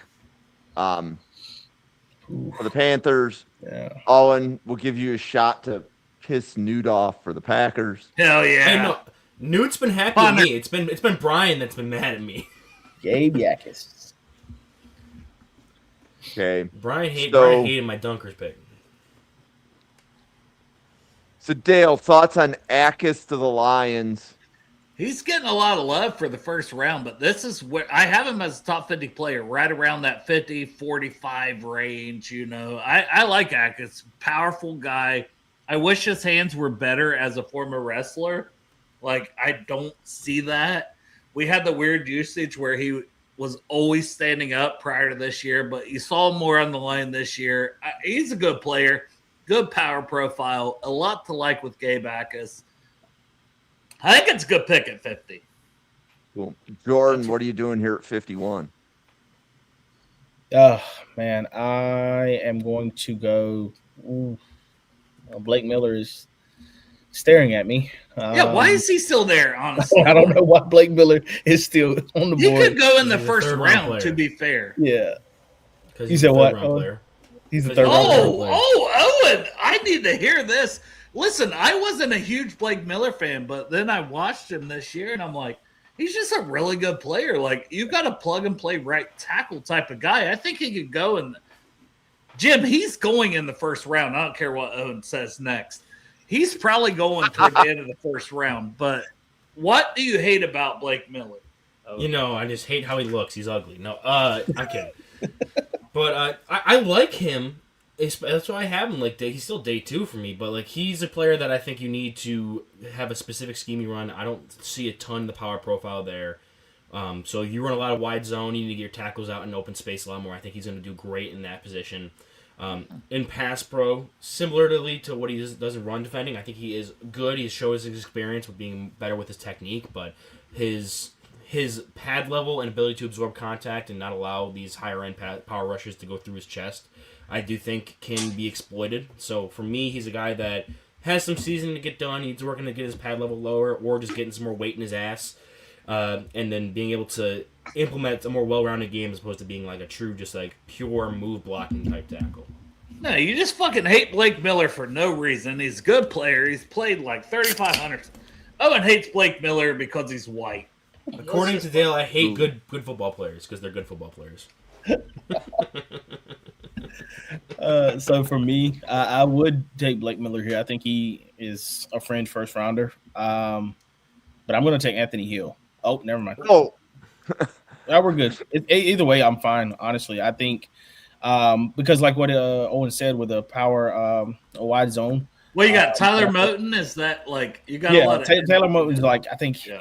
if it's not his last year, he's got maybe one more year after this one. So he's definitely long in the tooth. So I mean we've looked at Blake Miller as somebody that the Panthers could potentially take at 19. Yeah. We had our offensive line coaches. Both of our coaches were at his pro day, and that was it. Just those two. Nobody else went to Clemson's pro day, but our offensive line coach. So obviously they were looking at Blake Miller. So it's somebody we can get, and we don't have to rush him. Like you said, we still have Taylor Moton. I know there were some talks about Blake potentially playing left tackle too. So worst case scenario, he serves as our swing tackle in 2026 and becomes our right tackle in 2027. Also, Okay. what the hell is wrong with Clemson's offensive line? Owen, do you have an answer was for wrong- that? Like what was wrong with grade wise, Clemson like PFF full grade stop? wise. Yeah. Like the whole Clemson, I don't know what was going on with them this year. The Like, program there was a whole just bad. drop off. Yeah. Yeah. Well, this is one of the Everybody- first teams we talked about over the summer, and we're talking like, hey, they should be playing Yes, for a title. it this was year. the first. Like that was Yeah. like a unanimous thing as to what team do we cover first. It was Yeah. Clemson. Well, That they was- had. yeah. I think when PFF first came out with their big board for 2026, they had 5 guys in the top 15. I was like, Yeah, oh, crazy. this team is going to be great. We were on a podcast. Dale, Owen, myself, David, and we're saying, does Clemson have 5 first-round picks? Yeah, I mean, That's- and honestly, they still might have several with if Peter Woods goes, TJ Parker, Avion Terrell. Like Klubnik was the one that I wasn't as high on as some people at quarterback, but I was still like, this is a day 2 guy. Now we're talking yeah. fifth round. Day 3, middle of day 3. Yeah. Yeah. Okay. All right. I was debating which Packers podcast I was going to piss off with this pick because last time when we did our mock draft on Tuesday where we did the second round, I gave them Jennings Dunker at guard because I wrote for the interior offensive line section of the Cheesehead TV draft guide, and using all of their thresholds and my film grade in general, he came out as interior offensive line 3 for the Packers big board. So I really like that, but Brian Maffey hates Jennings Dunker apparently. So I want to go back with that. I also was looking at D'Angelo Pons just because he's my best available corner, and I think they do need corner, but he doesn't clear any of the Packers thresholds whatsoever. Julian So I think Neal. Julian Neal's thinking- on there. Julian Neal's a good pick, but I'm going to go with a guy that I like a little bit better, the same position, but we're going to go with Brandon Cisse from South Carolina. His effort as a run defender is very hit or miss. Yeah, I mean, that's true, and that's very fair. If I'm looking for, it's like blocking receivers. I want you to be able to come up and fill the run, but that's towards the bottom of the list of priorities I'm looking at when it comes to drafting a corner, especially this high. I think it's a good pick at 52. I can't please really- any of these Packers fans. I'm not pleased. It's not pleased. You did not sufficiently please this man. What is the proper pick here for Packers fans? Is it So first of all, Eli, who is a huge Packers fan, came on. He has a first-round grade on Brandon Cisse. He would love Cisse to Green Bay. So Hey, while Owen, you please one man tonight. Yep, Yes. that's all that matters. yes, so I believe his Twitter handle is the Book of Eli. But Dale, what would you do for Pittsburgh here at 53? Oh, why do you keep giving me these mother? you can go Bernard now as their slot, kick Roman Wilson out of there. Yep. So they took Vega in round 1. Yeah, I took that pick. It's a great That was a pick. great Like, hey, pick, it's yeah. the best Is player. this D'Angelo Pons? Is this Jeremy Bernard? Drew Aller. Let's go. 100% D'Angelo Pons is staring me in the face. Who do they have at slot corner? Does anybody know?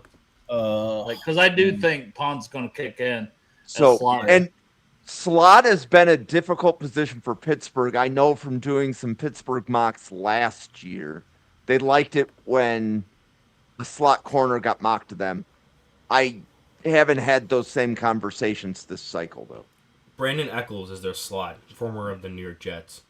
Yeah, I'm going to go with D'Angelo Pond. Like, I just think he's the best player. Like, if somebody took him late first, like, I'm glad I could pick so well for you, Pittsburgh. If Seattle picked D'Angelo Pond, I wouldn't be shocked. If Miami picked him at 30, I wouldn't be shocked. So him falling all the way to 53 is just good value. Hey, Owen, you're up for Philadelphia. They took Omar Cooper Jr. in round 1. I love that pick. Now you can go Absolutely to Wheatley. Could. Oh. That would be. We're looking for a strong safety type to complement Andrew Makuba, but I'm going to go with a different safety because I have a guy that I absolutely love, and thank you, Jim, for finding him for me. If he's there anywhere, Oh, he's here. there he is. Michael Good old Taft. Michael Taft. Love me some Michael Taft, especially as a split field strong safety. Love it. Did you guys see him at the pro day running routes, receiver route? Yeah. I was like, this dude can do it all. I just want to say, people were down him for it because they thought he was going to be a non-athlete. He tested better than Emmanuel McNeil Warren. Oh yeah, he's a great athlete. I don't know why people thought he was a subpar athlete. I thought he was. Well, he's- it's like, he's is he a stiff and slot man. corner? Like, he has the skill set to be a slot corner. They played him as a slot corner a lot at Texas. Yeah, he was like that quarterback at the back end, the leader of the defense, that strong safety, made a ton of great plays. I feel like there was some concerns. Like I said, like man coverage being a little bit stiff to flip his hips and carry, and then have that deep speed to really keep up and recover. I wouldn't take him as a pure corner guy, but I do think as a field strong safety, I he'd be agree. a guy. I think he has the He's versatility to where he can move around a little bit in the secondary. Yeah, I think for a Fangio defense that requires high intelligence and communication from their players, he'll fit in like a glove. That's fair. Jordan, you're up for the Chargers. They took Spencer Fano in round 1. Yeah. Let me see the edge room real quick. Because I know one of the guys that I'm looking at is here. But yeah, like I said, my edge 3 is Malachi Lawrence. There's no reason he should be here at 55. So yeah, I'm just gonna put him in there, let him sit behind. Not really sit because he's still gonna play. He's gonna be on the field, but learn from Khalil Mack for another year. He really replace his Owe essentially. Do you not think R. Mason Thomas, like, they would rather have a guy with a little more size? I get it. Like, yeah. I always like to mock them Jayshon Barham there just because the Michigan connection. And I was gonna do Derek Moore. If Malachi Lawrence wasn't there, I was gonna do Derek Moore. But yeah, Jayshon Barham makes sense too, the Michigan connection. Okay. So the Jacksonville pick will come in from the chat. Dale, you will be up next for the Bears. They took Caden McDonald in round 1. Jennings Dunker. What did they do? Jennings Dunker. Yeah. Connor Lew for center. Best hair in the class. I'm looking at because who do they replace Dolman with? They traded. They got Bradbury from New England, right? Yep. They did trade for Bradbury. so off the top of my head, like, what are the Bears' biggest needs? Like, I believe it's the defense, right? Because they lost a linebacker, right? Because they cut Edmonds. I know they signed Kobe Bryant, but they still lost 2 safeties, I believe. Byard and Cam Brisker. Lewis is their starting strong safety, which is disgusting. Yeah. Ooh. so this is like a Zakee Wheatley type of spot, is it not? Oh, and you like Zakee Wheatley, so tell everybody why you like Zakee Wheatley in round 2 to the Bears. Once again, maybe I have a thing for these guys. Well, that sounded gay. But, 6'2", 205 pounds. I think rangy. I think the way he attacks downfield is really good. Doesn't miss a lot of tackles. I think he can hold up in coverage with his length and his size. I'm going to go Zakee Wheatley. Yeah, that's my guy. I think that's a good pick. But I made it, so I would think that. He's my safety. He's my safety 5. I think he's 42nd on my big board, so that's a really good pick for them. I've warmed up a bit more on him. I still think he needs some polishing and coverage, but yeah, as a just pure athlete that can fly around the field and make some splash plays, you can definitely see. And you have guys who have experience starting in Cam Lewis, in Kobe Bryant. You don't have to force him onto the field right away. And eventually he can take over for Cam Lewis as a strong safety, and he can be your nickel corner. And now you've improved 2 positions there. It's a good pick, I think. I Well, like and how some many safeties teams higher, are but- using 3 safeties? You know, you're using Well, so- guys in the slot. You're using them down in basically an extra linebacker. Like you see it a The lot. big nickel and stuff. Yeah. Cam Lewis lived as the dime defensive back for the Bills the past few seasons, and then when they needed a backup for Tron Johnson, he was the nickel corner as well. So he's a guy that has experience playing that kind of corner position, but also a strong safety. But at the same time, he's 5'9", not a great athlete. Like, you need to improve there and allow him to be more of a very, like, hit or miss player there. Like, you don't want to rely on him as a every down type player. You saw that in, like, the Jags playoff game. He came in and didn't really right the ship as much. When they had to rely on him, they ended up playing, like, Darnell Savage off the practice squad instead of relying on Cam Lewis to be the starting safety. So somebody was asking me to click through all the positions. Oh, and Jake Slaughter off the board to the 49ers. Over Connor Lewis. Jordan, Is it me on the clock? What about Logan Jones? Like you're asking about Jake Slaughter. See, That's mine. I love this That's the one. because me. Logan Jones. No, I'm saying like we are not agreeing on these players, and I love that. Yeah, I mean, And Logan Jones is a that's fun why we like doing these podcasts. Not everybody is going to have the same players graded the same place. And I want Draft Professor to be that safe place where everybody can come with their own board. Safe space. But Jake Slaughter, I don't like. Fourth round Jake Slaughter for me. I know the PFF grades are great, but I'm like, there's just so much on tape that I'm like leaves to be desired. Yeah. Like I don't see the nastiness. I don't see anything like great about his game standout wise. That's where I was coming into the season. I feel like he answered a few of those questions for me this year when it came to, like, seeing him be a bit more of a factor with some power to his game as opposed to just being a pure move blocker, especially being at the size he's at. Mm-hmm. I mean, didn't we just take did Brian Parker come off the board recently? No, yeah. He's still Or here. it was Dunker, that's who it was. Yeah. But, like, I just posted my top 10 centers, and, like, Lou is one. I have Lou, who's 2 for me. Brian Parker, Jake Slaughter are all with second round grades, and then it's who's the third? Who's my fourth one? This guy hates Logan Jones. Hates him. He's my center. He's my center 5. Logan Jones is with a third round grade. Oh, and Matt Galvin. I have 4 second round grades at center, and then Logan Jones is a super high third round grade. That was my center 5, and then Favechi Nwewu is a third round grade. He could play center. Parker Brailsford is another third round graded center I have. Trey Zune's a high 4th. Like, Sam Heck's a high 4th. There's a crazy amount of centers in this class. I'm gonna make my pick right quick, but I want you to explain to me where Jaeger Burton is on your board. It's gonna be Connor Lew for the Bears, Jim. So I got a text from Newt, a very angry text from Newt last night. And he's like, he watched the center video and he goes, "Where the hell is Jaeger Burton?" I didn't have eyes on him yet. I still haven't watched him. He's on my list. I have to watch him. And there's another player that he yelled at me about recently that I have to watch still. But hold up, like, why is Jaeger Burton like he's a fringe draftable player to me? I don't think he's that good. I have a day 3 grade on him, but he's one of my top 10 safe centers. That's why I was like, I know, but like last year, like 4 to 6 centers go. You know what I Well, mean? right. Like, So it's on average 7 centers go. So if you have a Yeah. top 10 center board, I bet a lot of those guys are like Gulbin or Zune, and they can play more than one position. yeah, that's why I value Zune and Parker a little bit more than some of those guys. Sam Hecht is up there for me. So like Lou's 1, Logan Jones is 2, Sam Hecht's 3, and then it's Slaughter at 4. yeah, that's the one time I'm going to defend Owen and be like, yeah, you don't even need to watch Jaeger Burton.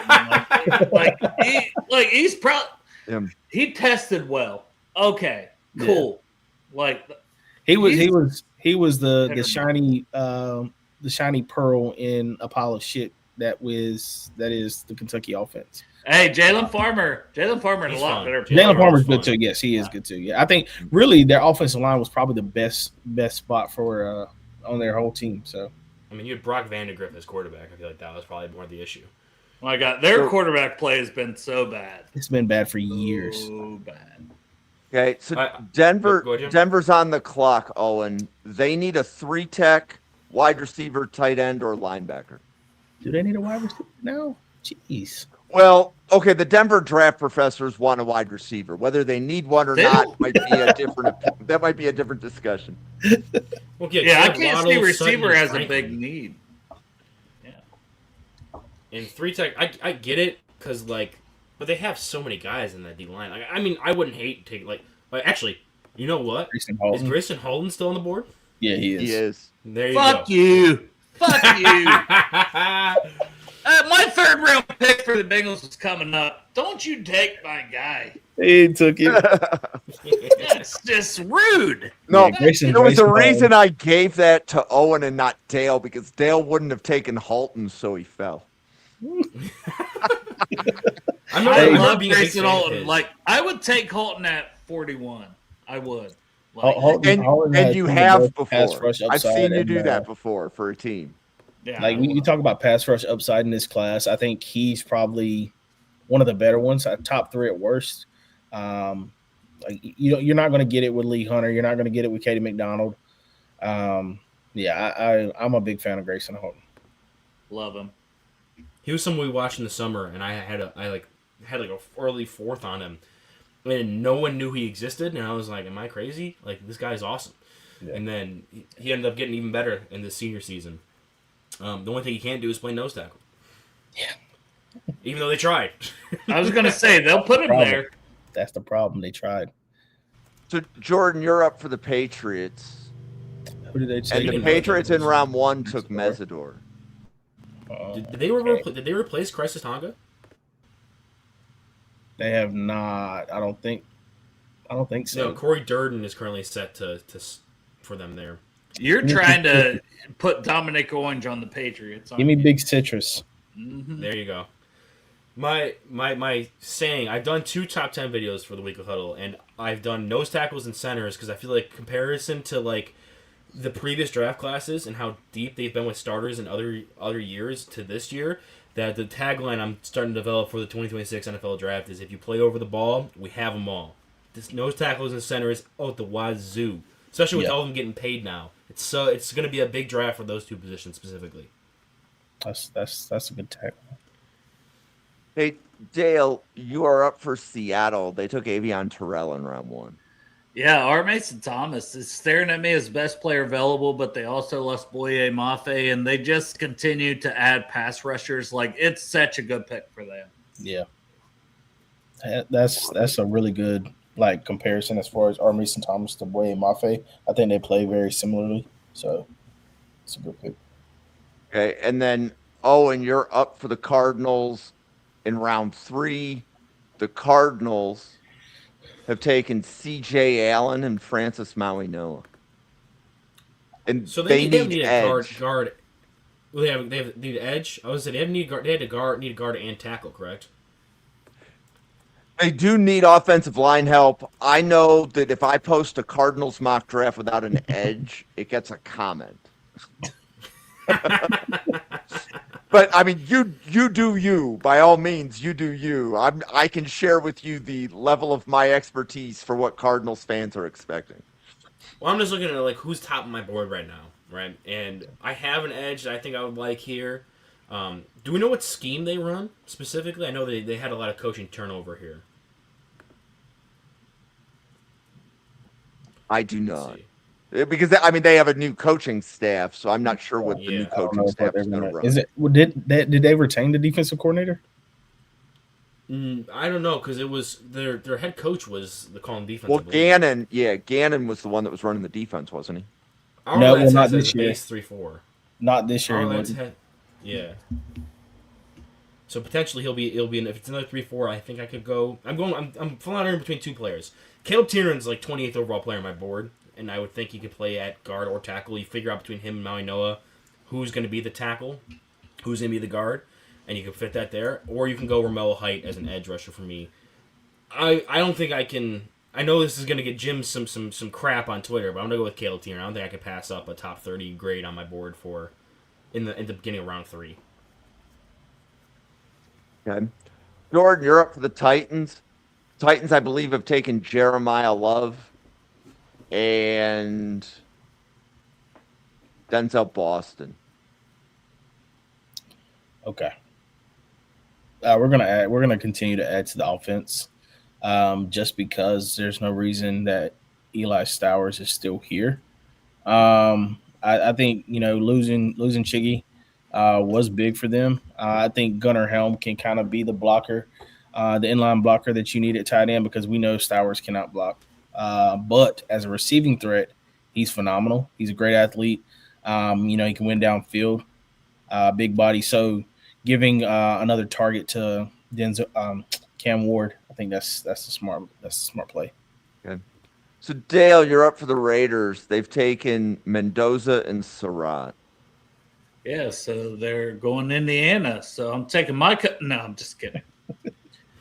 If D'Angelo Ponce could have. Yeah, that's true.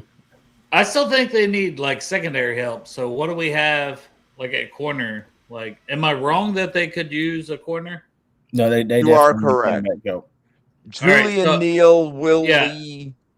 I love Keontae Scott, top 50 player for me, but I could see them taking Neal for an outside corner role.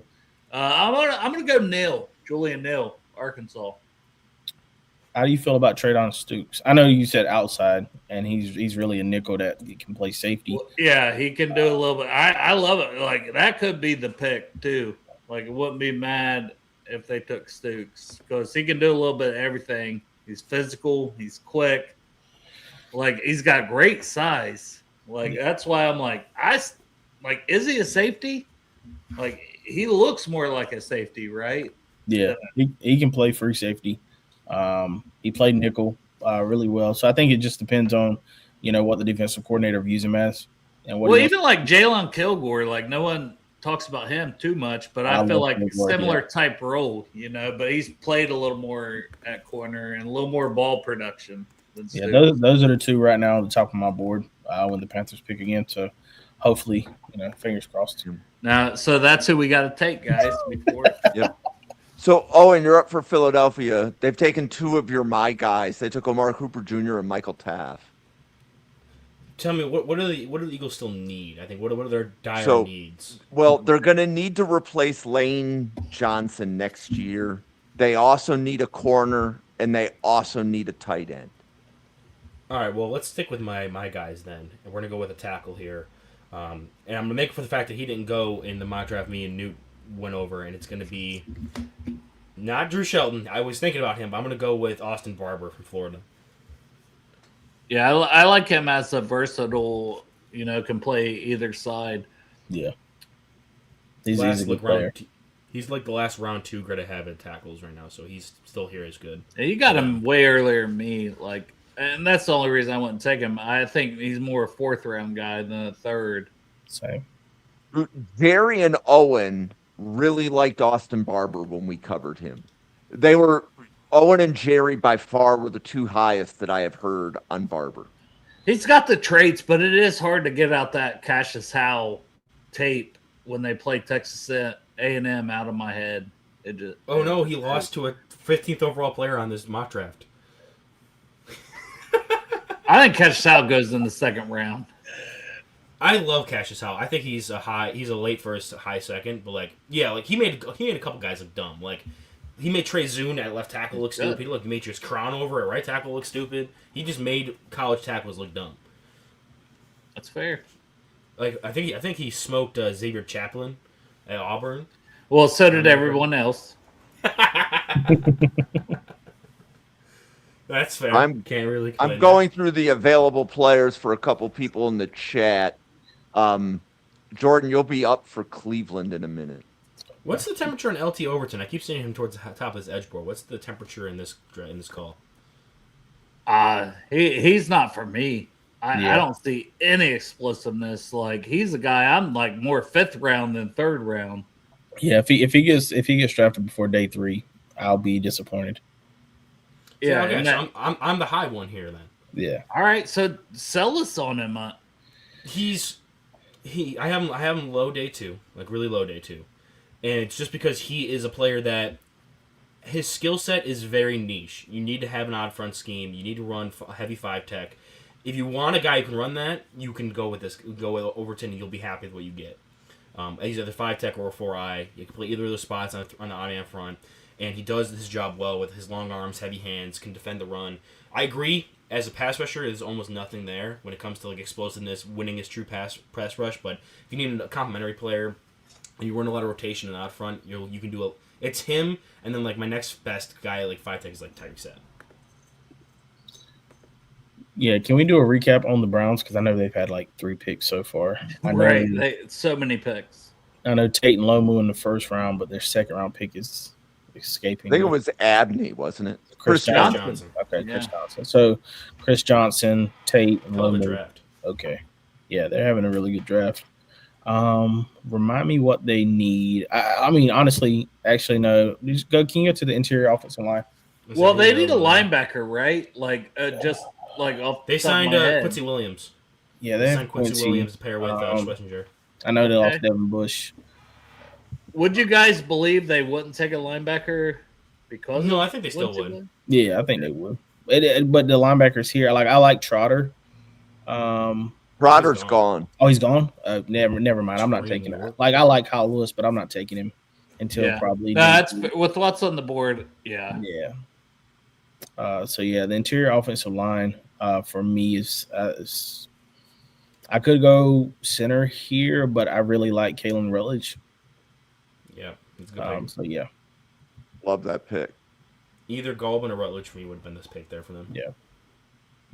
So Dale, Commanders at pick 71. They only had a Right. first. Yeah. And I don't remember who he took, so I'm scrolling to remember. For sure. Downs. Caleb Downs. Wide receiver. What do we have at receiver? Yeah, 100%. Just Scary Terry Ted and then Hurst. the other McCaffrey. Well, I meant like what do we have on the board? Ted Hurst, baby. Jeremy Bernard's still there. Skylar Bell, I think Bryce Bernard Lance. being the highest on the board, but I think for like with Scary Terry, what to pair with the highest upside, if you want to go with it, I am going to go Ted Hurst. Yeah, that'd probably be my pick there. You know, I like Bernard better. I think you're right that they need more of that outside, speedy X-type player to complement Scary Terry. Yeah. And not to suck my own D, but I'm going to suck my own D for a minute. When Hugh Jackson was on the podcast for Bengals and Brews over the summer, I asked him, I was like, who's the one guy I need to pay attention to for Georgia State? Because he's coaching there now. And he was like, Ted Hurst. He's an absolute freak. Like, he's a dude. And I had never heard of him. I had never watched him.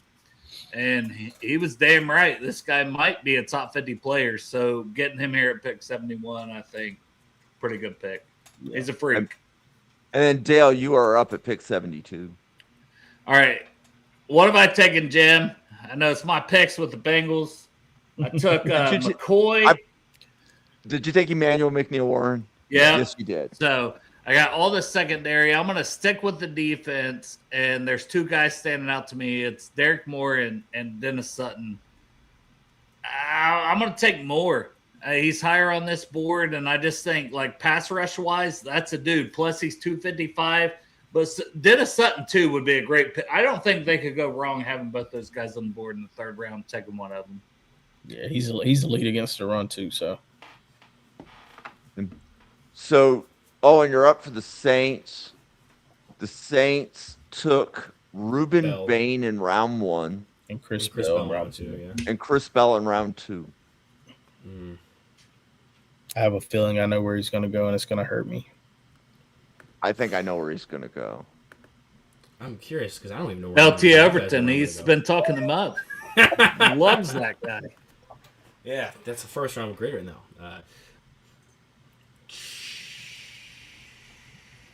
Man, see, that's the Jim thing. trying to That's the highlight thing. Deshaun Barham for you. Well, I know who some of Owen's guys are. So, Yeah, I don't know, they just signed Caden Ellis. Or no, that's Yeah, they did. No, yeah, this is So like that's kind of a similar role.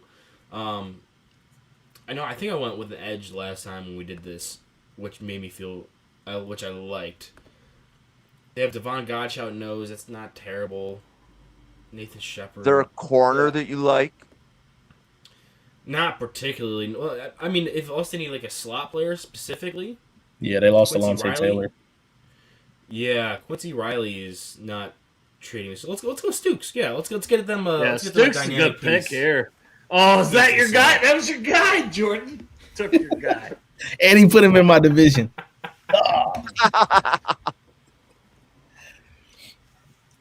Cool. So Chris Connor will have the Chiefs pick. Quicks will have the Dolphins pick. Anthony is going to take the Steelers picks. Anthony, you've got 3 picks coming up in this round. Back JT to will have back. the Bucks. Okay, Kilgore. Snipe both To my the- boys back to back. Yeah.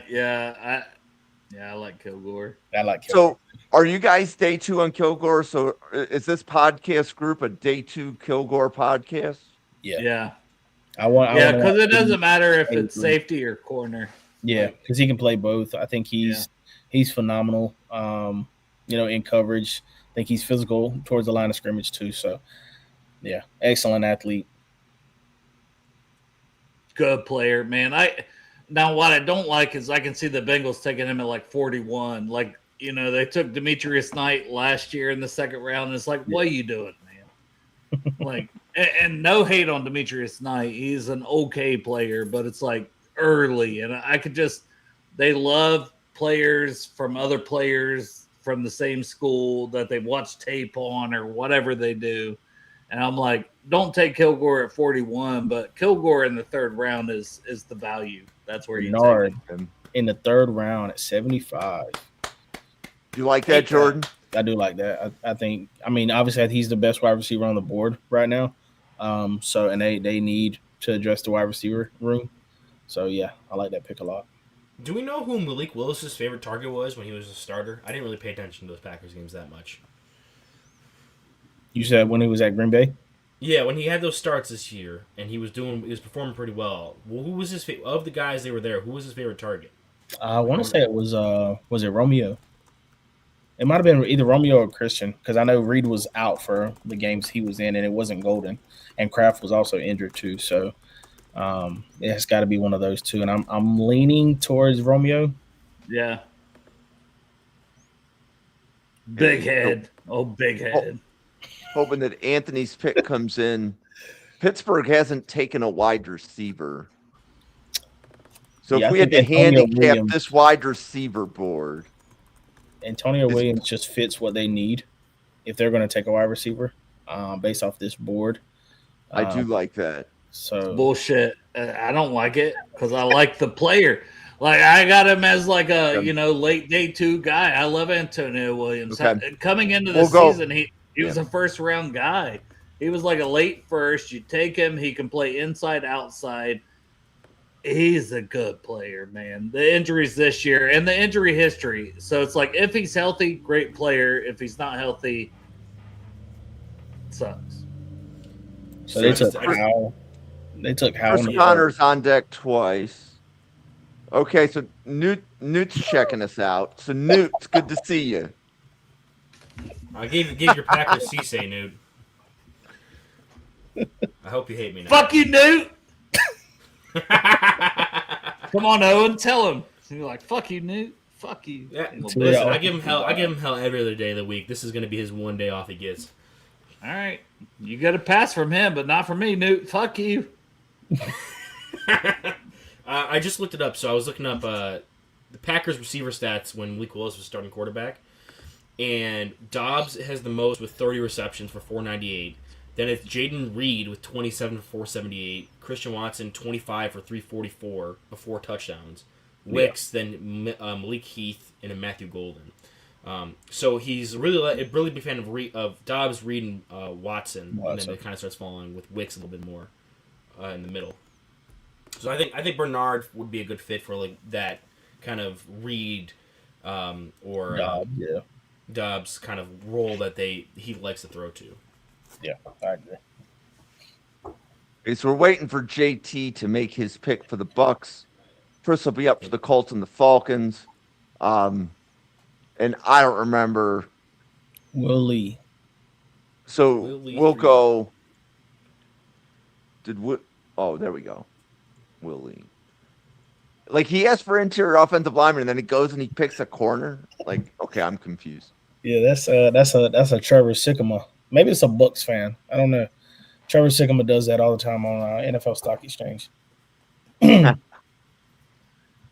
so we got those 2 picks. So Jordan will give you the Ravens here. So Bud Clark goes to the Colts. Good pick. Oh, Keontae Scott is still on the board. That is nuts. Jordan likes his safeties with an AARP plan. Yeah, right. I really do. Honestly, I think like this class, especially with the safety class, there's so and it's funny because one of the biggest debates I got into early in the draft process was Akeem Messidor.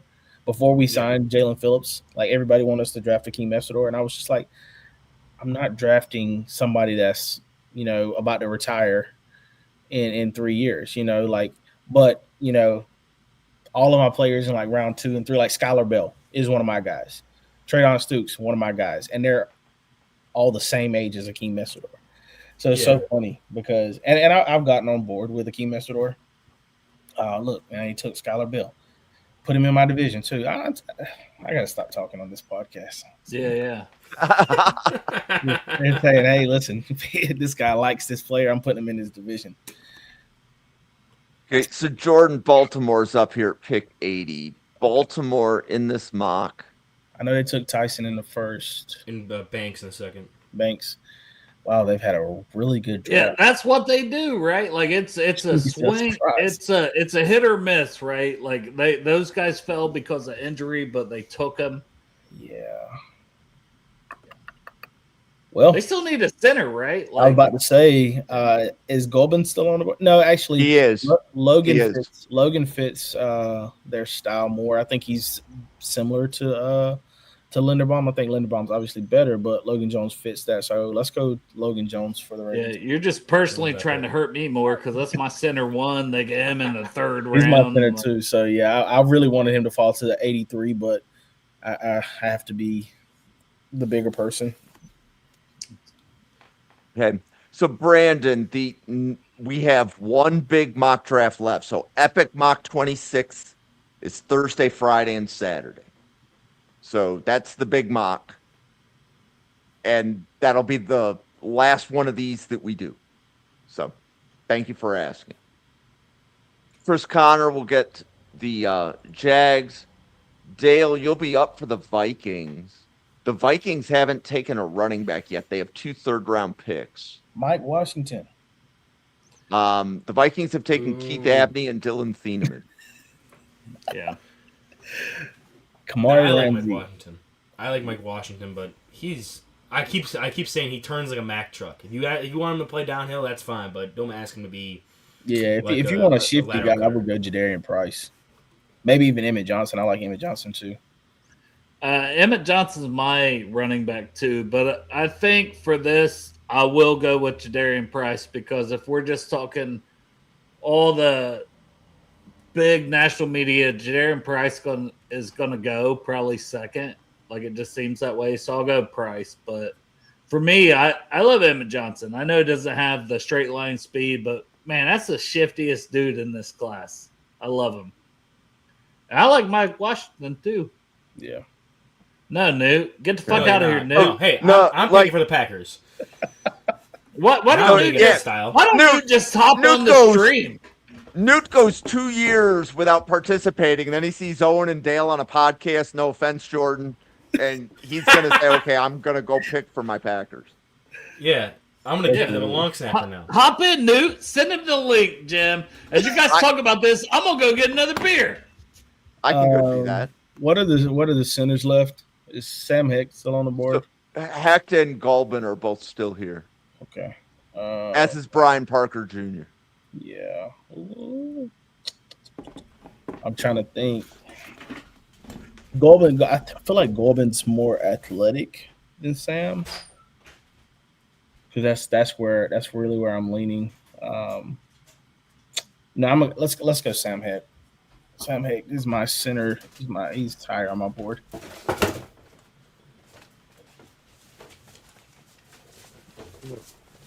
Newt, you are on the clock. And Newt, I actually just sent you a link if you wanted to join the party on the Yes. podcast. That's so dirty. Had to go get the Bears jersey out. So, Jordan, you've podcasted with Newt once, right? I think you were on with Owen and Newt once, weren't you? No, mm-mm. No? Okay. Okay, That's so funny. he wants to see He pulled out Edge the and- Bears jersey. Jordan, I'll give you $100 right now if you can tell me which Bears player this jersey is. I can't see the number. Exactly. Right. Just you gotta try to guess which Bears player I've got. Oh, okay. You can guess. Oof. It's he a hasn't current been in the player. team for a few. He hasn't been in the team for a few years, but he Oh, was he's big not. in like the late 2010s. Oh shoot. Mm, That's too late for Urlacher, right? yeah. It's not Urlacher. Offensive guy? No. Defensive guy. Okay. Yep. Hopefully it's not Peppers. No, So it's not Brandon Peppers. thinks it's Swift. Swift. He's still there. Is he? Yeah, he is. Right. Yeah. Okay. So Dennis Sutton was Newt's pick for the Packers. That seems like a very Packersy pick. Gross. Yeah. Replacing what is the name? Enoch Bari. Yeah, Kingsley Egnabari. Yeah. I'm gonna give the number for some help. Okay. Got 39. 39. Where's my Chicago Bears Okay. fans at? So I'm Is that Eddie? It is Eddie. Yeah, I remember Eddie had like a 3 interception day on Cam in like Yes. 2017, 2018. I can't remember. So the reason I have this jersey is me and my buddies play Madden against each other all the time, and then I would play as the Bears and he'd play as the Saints, and I would just do free safety blitz at A. Jackson. And it was right after that game happened because I can't remember who the commentator was, but after like the second or third like fumble recovery touchdown or like pick six, he started yelling his name like Eddie Jackson. And so every time I'd get a sack on a free safety blitz, I would just yell that in my buddy's face. And then we bought each other. I bought him a Taysom Hill jersey. He bought me an Eddie Jackson jersey. It became kind of like an inside joke. He was a nightmare, man. okay. So the Chargers are on the clock. The Chargers have taken Fano and Malachi Lawrence. See, What else? Nutrition Is is there really good a- for the Packers? I feel like they need a It's- corner. Yeah, like they need a corner and they need a defensive tackle. But I don't know that there's a defensive tackle There's that one for we me. would take in round 3 anymore. There's one I would take, but I'm a lot higher Oh. on Caleb Proctor than them. And I honestly don't think Caleb Proctor fits what they really need. He's more of a Right. 3 technique that's trying to get upfield. What kind of D tackle do they need? I thought they needed. Well, didn't they re-sign their nose tackle? They were a popular Caden McDonald landing spot. Yeah, I thought they were signing their nose tackle, but that's why I was like, I want to give them a nose tackle to kind of free up their linebackers. But I don't know if there's anybody. I mean, maybe Benny. I have 2 D tackles left of 3rd round grades, and neither of them are nose tackles. So yeah, I got a 3rd round grade on Caleb Proctor, but he's not a nose tackle. So So what do we like at corner for the Chargers? I gotta see their corner situation. So Tacario You know it's Davis, Dalen Everett, Davison Igbinosun are all here. Oh, and what other corners do you have 3rd round grades on? I mean, we could go and dip into the FCS here. You like Demings? I do like Demings. He's fun. He's a guy that I when watching him, I could see why people are super high on him. And like it's kind of hard to get a gauge because it's FCS play, but like he seems to be like one of those freaky athletes that like just blankets dudes because he's a better athlete than you. Did Newt make his pick, that little pussy? Yes, Dennis Yeah, Sutton. Dennis Sutton. Oh, that's a good pick. I can't even be mad. That's a pretty good pick. So Dale, your thoughts on Charles Demings going in round 3 to the Chargers? Yeah, like I wish I had more tape on him. Like it's one of those things. I watched it all 22. The guy I get mine from, I don't have a lot of tape on him. So you're basing off the highlights, what he's done. There's a lot of like wider angle broadcast film on YouTube you can get. Yeah. Get a lot of his snaps there. Yeah, and that's what I've done. And it's like he He's makes there. plays and he's super athletic. Like, but for me personally, I just have to put those guys on day 3. It's probably not fair to them. That's just what it is. I would have definitely taken who the Dolphins took. Like Keontae Scott is a top 50 player for me. Same. So getting him at 87, I think, is an absolute steal. Okay. We're at the home stretch. We have 12 picks left. We're actually going to be finishing this mock in pretty good time. So Chris will have the Jaguars pick in here in a minute. And then we will have a podcaster pick for the Bears. The Bears in this mock have taken Michael Taff, Connor Lew. Or no, they took Zakee Wheatley, Connor Lew, and then Caden McDonald, I believe. Yes. So Also, no Dale, linebacker. They could still use a linebacker, right? Yeah. Yeah, oh yeah. Yeah. I threw on the Bears jersey in protest of Newt's pick. Kyle Lewis. Is that who you guys are thinking right here? I probably wouldn't, but No, I want to admit, like, I don't know where he's at on this board, but like Caleb Elam's Orr. Like, Yes, how do you guys that's- feel about that's- him? that's from who I TCU? would've- Like, I love that. Dude. I love him. I've seen him mocked to the Panthers a lot, and I don't think he's going to make it to the 5th round where he's getting mocked at. But I think he's somebody that can go late day 3 for sure. Yeah, late day 2 for me. Like he's. Late day 2. I'm sorry. Yeah, late day 2, he's a round Prince 3. top 100 player. For the Bears, because they need like more of a Mike backer, right? Yeah, they do. Because they lost Tremaine. Yeah, because they still have TJ Edwards, I think. Who did we take an edge for them? I can't remember if they said that or not. No, we have not taken an edge. for the Yeah, Bears. I think that would probably be the way they go. This Yeah, would be it's my better spot for board. Barham because he could play Yeah. stack backer and edge. Yeah, A little bit of both for them. Fix 2 holes with 1 player. let's go pick. That is a good pick. I do Yep. think Romello Height was still on that board. Like that would Still on be the a board. fun pick. But he's small, he's older. I get if he falls to day 3. Okay, so Quicks is on the clock again for Miami. He's got a busy 3rd round. So Miami has 4 third-round picks. What did Miami take as far as receiver? Bernard. They haven't. They took Or, yeah, Bernard. you're right. Okay. That was who they took. Yeah, because I'm looking at Zachariah Branch. 'Cause I think they could They use need multiple- more than one. Yeah, I I know. know. Atwell. You got to add somebody else to that room. It makes me think like Jacoby Lane a little bit. Taking Yeah, they need a big body guy because they really Yeah. don't have anybody in there that can. I like Lane. Malachi Fields probably still there, right? Yeah, I'm not a fan though. No. So- Thank you, Jordan. Thank you, Yeah. Jordan. I was going to say, so Dale, you may need to sell Owen on Malachi Fields. No, there's no selling. Like I'm not also not that high. Like I would take Lane over him. Yeah. Better Well, athlete, it's like, Dale, younger. where would you take Malachi Fields? 4th round. 5th round. You're 6th round. still 4 rounds higher than Owen.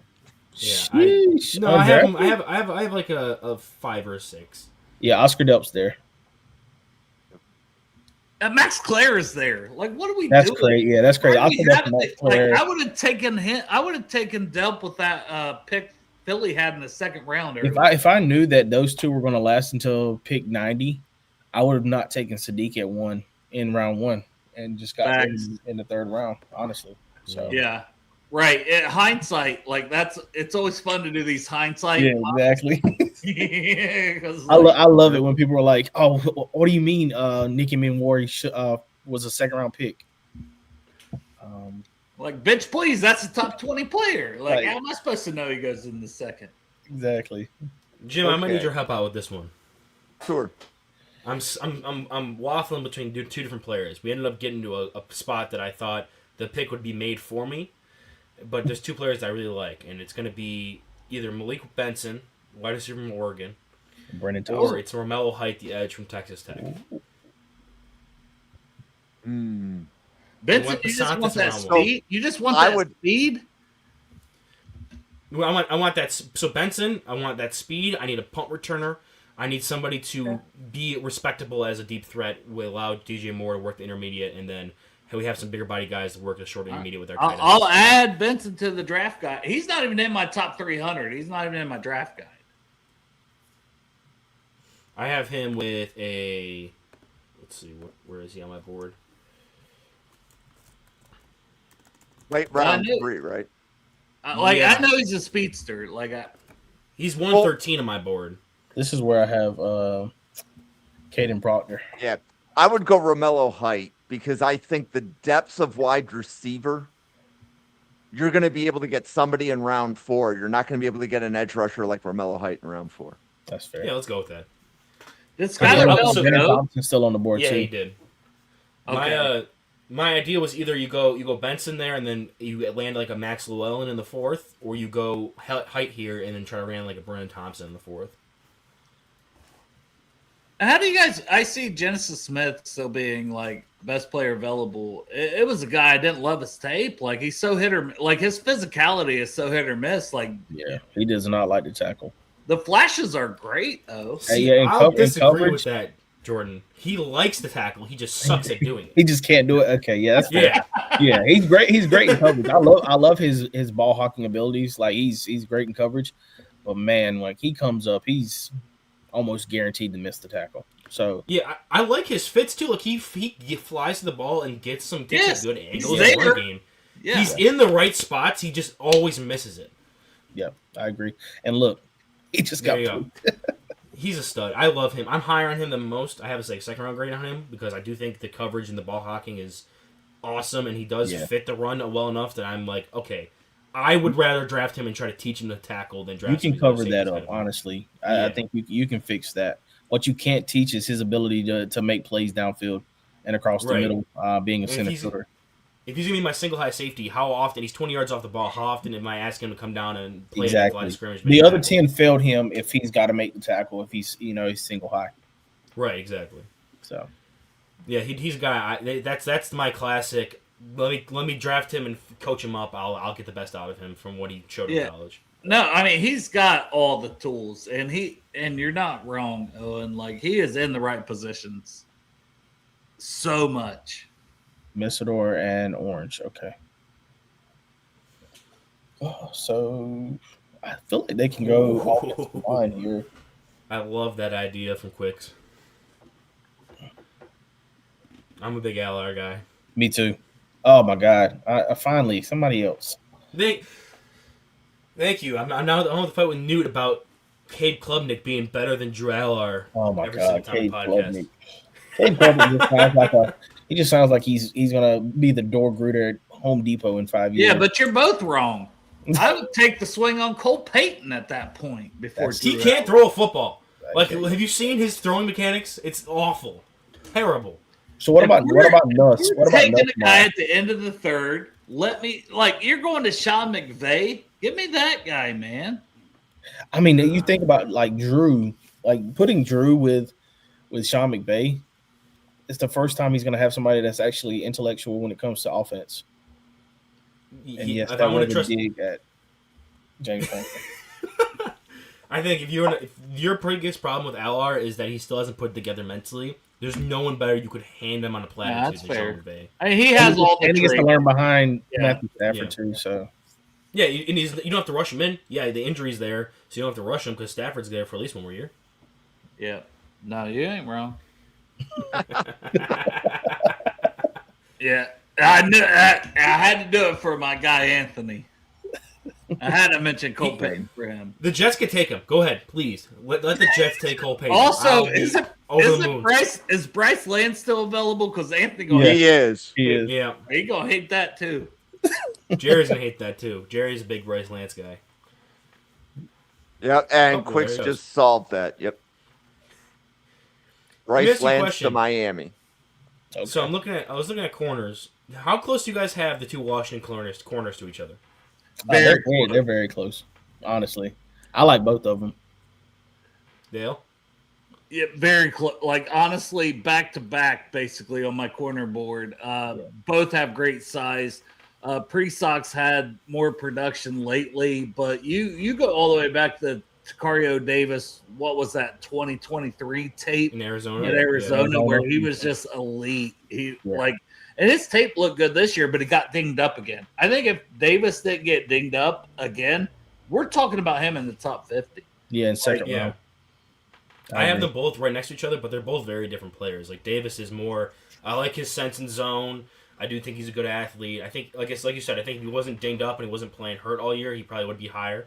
Prysock is a man lost at sea in zone coverage, but if you ask him to bump and run with guys or come down and attack the run, he just has that dog in him. And that's who we should pick for the Patriots here.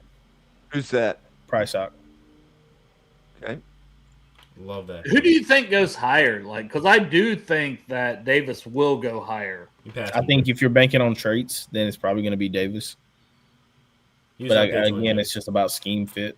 I know, but yeah, I agree. But they're also so close in general Mm-hmm. as prospects. Like, and it's hard to find corners with that size and their like athleticism. I like both of them, honestly. I think they're under discussed. I think Davis will go higher because he'll be more ready to start day one than Prysock is. I think he still needs to get polished up, especially in zone and when it comes to playing the ball with his back to the quarterback. But I do think that Davis is more naturally gifted there, but Prysock is definitely going to be a player that people are going to love and get drafted higher than a lot of people are thinking because he has all those traits and some of the high highs on film. Yeah. I love it that you brought both of them up because no one talks about Prysock. Like I know that we do as draft guys, like and stuff, but you just don't hear this name. You know, did Benosin go? No, he's still here. One of the first 3-round mocks I did with Draft Professor, somebody took him at 31. Prysock. Benosin? Oh, Prysock? Wow, really? And I was like, yeah, that's too high. That's like, early. It just is this a Jonah Coleman spot for the Seahawks? I think that makes sense. They do need a running back. Yeah. And I think he replaces Kenneth Walker very well. So yeah. Okay. Vikings are up. Who have They're taking Thieneman, Abney, and Price. They need a defensive tackle. Yeah. They need. What do we have at D tackle, Jim? My best available players in the I think is like Ahmad Moten and Aaron Graves. Moten returned to school. Yeah, he went back to Miami. Oh my god, I do this every time we do a mock draft. Yeah, Ahmad Moten's in my early top 5. Oh yeah, he's definitely he in was my awesome. defensive line rank. Yeah, he was. I thought I was like, oh, I'm on this island. No one's talking about Ahmad Moten anymore. What the hell happened there? And it's like, no, I'm just dumb. Interior defensive tackle. Yep. So I don't see third round edges. D tackle though, like I don't know. Like Landon Robinson going off the board. Who? Well, Landon Robinson, Caleb Proctor. I would take Caleb Proctor here for them. I think he would fit Like super well with Brian Flores. Okay. Caleb Proctor, come on down. Going all the way to the third page. I know he's here. He's someone who's escaped my watch so far. Is he? Give me so apparently, I don't have him loaded into the simulator. It's hard to get tape for these guys. So yeah, even my clips are from like the game versus the LSU game where I got to go to that. But the other game I have is from last year where he's wearing a whole different number. Yeah. You know? For me, I think that LSU tape is some of the best tape you're going to see from the interior defensive line class. Well, he was listed at like 270, and now he had a good Shrine Bowl. He had a great combine, and he's 291. And I'm like, 6'3", 291. And that as a 3 technique, that can play at the next level, right? For me, I think he had a 13.5 pass rush win rate, which was I think it was the highest in his class. He's got an insane motor. He's really quick off the ball. Like Dale was saying, he was playing at like 270. So obviously it makes sense that he was, more explosive. Had a really good combine.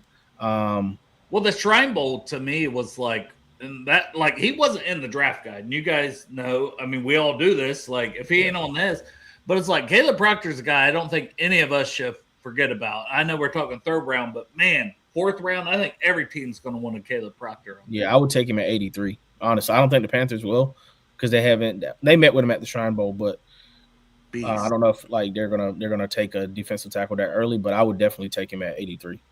And Jim, we weren't trying to do that to where we pick a player that ain't. But this shit does happen, by the way. I hate nothing more than a player gets picked. I literally had dreams of it the other night. This player gets picked. Dale, what's your thoughts on him? When I'm gonna lie, and I'm like, man, I don't know who the fuck that is, because it happens every damn year. Yeah. We're looking at some of the best players, though, like Zachariah Branch. I know Mel Kiper looks at him as like a first-round guy. He's still available. He needs to learn how to run more in bubble screens. Yes. Yeah, I think that's because Gunnar Stockton just sucks as a quarterback. That's fair. I cannot stand him. Delp and Branch, their draft stock is going to tank because their quarterback can't throw the ball. Well, That's Dylan like Bell. Concepcion. Dylan Bell. Yeah, all Casey. the receivers they Trust me, I had. was watching the Notre Dame Texas A&M tape Oh my yesterday, god. and I was just watching Marcel Reed miss Casey Concepcion over and over and over again. Like it was so bad. So we went Landon Robinson to the Vikings. I like that. And I'm biased. I will never say I'm not biased. This guy came on Bengals and Brews. He's a great kid, number one. He's built like a damn fire hydrant. Yeah. Like 5'11", 291. The pre-draft, and shout out Ryan Sparks, right? Like, it's a guy who interviewed him on Draft to the Future. It's a guy who, big fan of Landon Robinson for a long time because he's also a military guy. But man, Landon Robinson, legitimate prospect. He is. Heidenreich, also legitimate prospect out of Navy. Not talking about him here, but like for Navy players, Heidenreich's fun, but what is he? Is he a receiver? Is he a running back? Somebody said Kenneth Gainwell in the chat today. I think that's a good comp for him. He's gonna be somebody that you wanna get the ball in his hands as much as possible. Well, somebody was like, "Oh, Tom Brady would love this kid." Yeah, Danny Woodhead,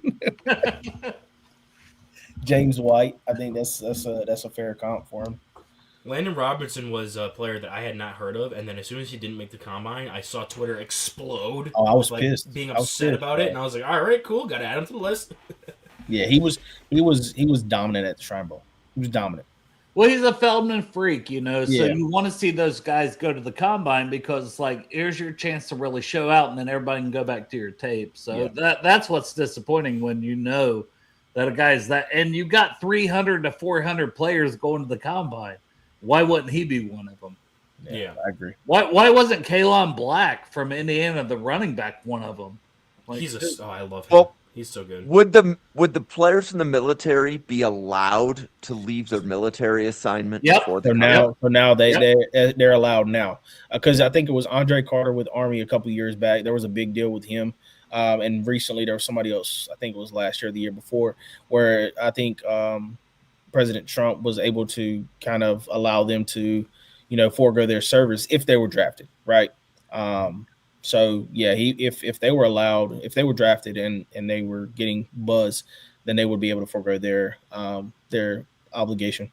Yep, he said on our show it was all good for him going to the NFL, but even the combine, they're a lot.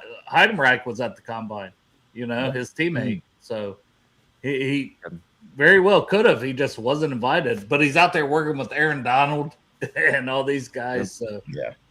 So okay, so we've got two more picks to make, and then Chris will have Mr. Irrelevant here.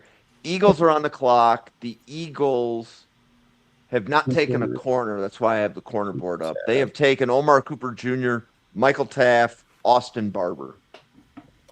Who do y'all Is there like? an Eagles corner here? Who do y'all like here? I like like Devin Jared Moore a lot. Davis. I think his injuries are really what push him down the board. if we're talking corner, and you sold me on Igbenoston over the summer, and that's after he had 16 penalties last year. He's a fun You player. said this, and it has never got out of my head. I would rather have to teach a guy to not be as physical than to have to teach a guy to be physical. That's Yeah, a really 100%. good. That's a really good saying for cornerbacks. Yeah, Let me, That's- because Yeah, he got 16 holding calls in the season, right? So if you want to average that out to like 1 a game, and you get some bigger plays or get some lockdown plays multiple times a game, I think they weigh out pretty well there. And I think he's a guy that if you give him that system, I'd love. And to he didn't have that many penalties. penalties this year, did he? Like 5, No, not I this think year. 5. But also, you're pissing off those receivers. Yes. And we know that receivers are divas. So, like, that is stuck in my head since summer scouting, Owen. And I give you all the credit for that. But I'm like, yeah, that's why this guy is still clearly a day 2 player for me. He's so much fun. I love that, especially for like if he would have made it to if the Bills ended up picking again in the bottom round 3 or were able to trade up. That's a guy that if they because they need another corner, that'd be a guy that I'd be really interested in seeing if they would target. So the Steelers have taken Vega, Pons, Antonio Williams, and Crownover. I hate that. That's a really good draft, man. As a Bengals fan, I hate That's that. a really good draft. I don't know what they need. Gainwell's gone, right? Yeah. Gainwell's gone. But they have Rico, so they don't need a tight end. Don't need a running They back. also have Man, that Mike They Washington. have Caleb Johnson too, so Yeah. Yeah, that's true. But man, Mike Washington would be great for them. But you guys are right. Are they an odd front or an even front? odd. Out front.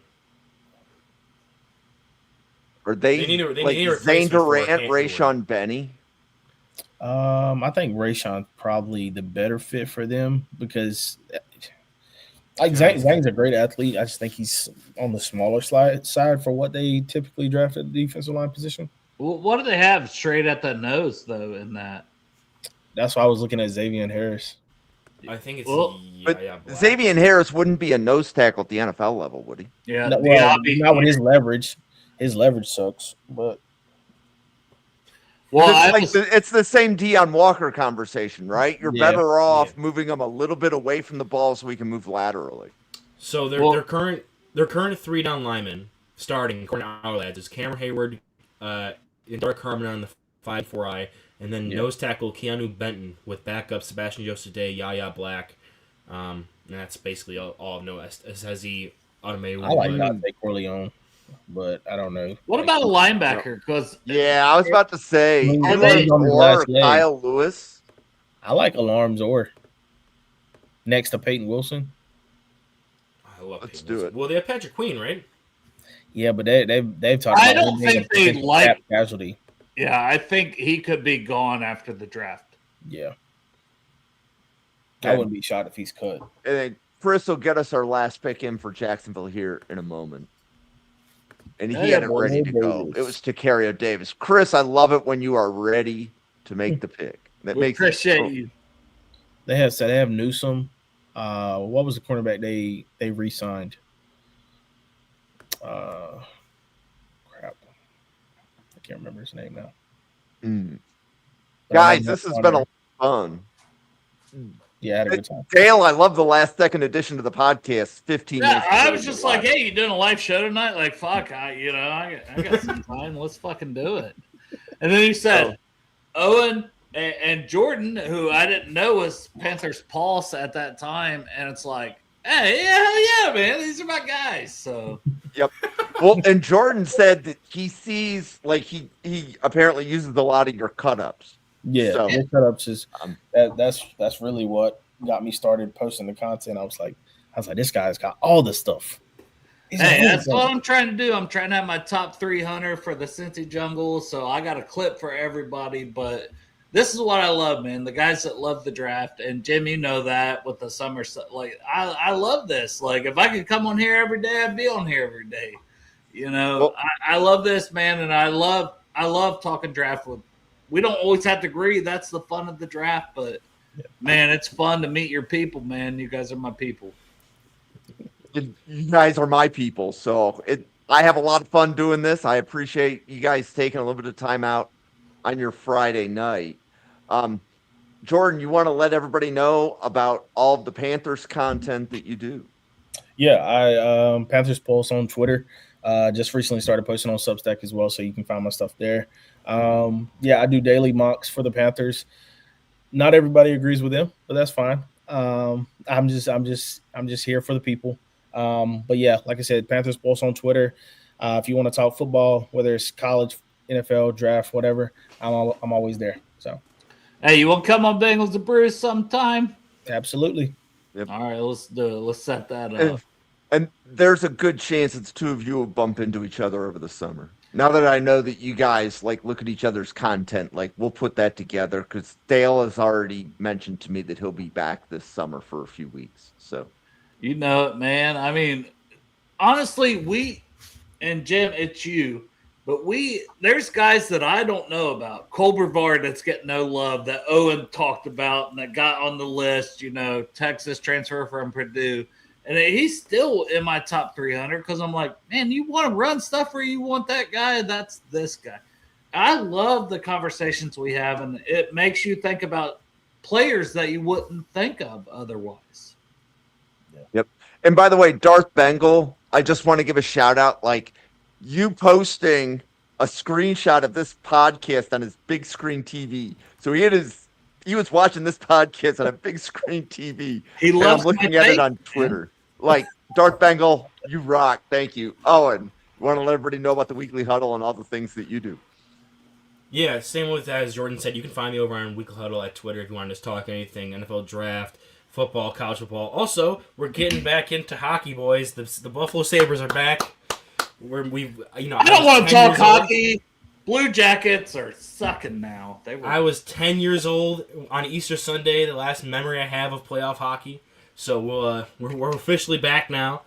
But also over on the Weekly Huddle on YouTube. I'm obviously on here every 2 times a week on Tuesdays and Wednesday nights at 9 p.m. Tuesdays is more of a Bill Center podcast with Jerry Ostrowski and Randall Slifer. Wednesday nights is with Newt Weston, who was in the chat tonight. And then what on a the Weekly Huddle piece of YouTube shit channel. that guy is.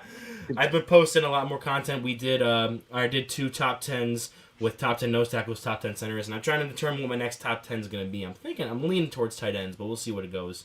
I got to knock that position group out after this weekend, so we'll see where the creative juices start flowing come next week. Top 10 people that hate Newt. The list is so long it'd be hard to narrow it. I'd have so many honorable mentions. Oh no, another top 10 draft podcast. Yeah. You don't see too many of those at Draft Professor. We don't do, right? I try to avoid top 10s. I think it's just too cliche. But results are results. They get them. They get them. I guess so. Dale, you want to let everybody know about all of your other podcasts? Yeah, I mean, Bengals and Brews is a podcast I do, but I also write for Cincy Jungle. Going to be part of the SB Nation Cincy Jungle 20th anniversary mock. It'll be my first year doing it, so I'll have pick 10. I'm waiting to see who goes in the top 9. I'm probably going to piss a lot of Bengals fans off because, at pick 10, I got to take who's the best player on my board, and that's what I'm going to do. So we'll see what happens. But, man, Jim, I appreciate always coming on this stuff. I love talking draft. I know it was a last-minute thing for me to come on here, but it was like, man, it's draft month, guys. We're 20 days away from the draft. I'm excited. I'm pumped up. And we are only 5 days away from Epic Mock 26. So on Thursday, we begin a 32 podcaster mock where there will be 32 live feeds going covering the same mock draft. So Ryan Sparks is the Bengals. You'll see Owen on Jerry Ostrowski's Buffalo Bills podcast. Does Steve have the Jets? And Steve is the Jets. Yeah, I'm going to be. He asked me to be in his war room, I think. Yeah. Well, right. And we're all lining up guests. Yeah. That's the whole idea is to get. I want everybody to come together. That's really the goal, right? It's just everybody come together. You guys have put in so much work, right? We should all be doing the mock together, right? And that was kind of how I wanted Epic Mock to go down. So, and you'll see more Draft Professor content coming. Starting in May, we have summer scouting going on. So you'll see Jordan on Mondays doing summer scouting. You will see Owen you'll see Jordan on Wednesdays. You'll see Owen on Tuesdays. So we will be covering college football like no other channel. And by July 4th, we'll be able to tell you the top 800 players in college football. So summer scouting like it's never been done before. But for Dale, Owen, Jordan, myself, and the 90 podcasters at the Draft Professor, thank you so much for watching, everybody. Enjoy your Friday night. We'll see you on a podcast again tomorrow morning. Welcome to the Draft Professor channel, home of Epic Mock 26, April 9th, 10th, and 11th.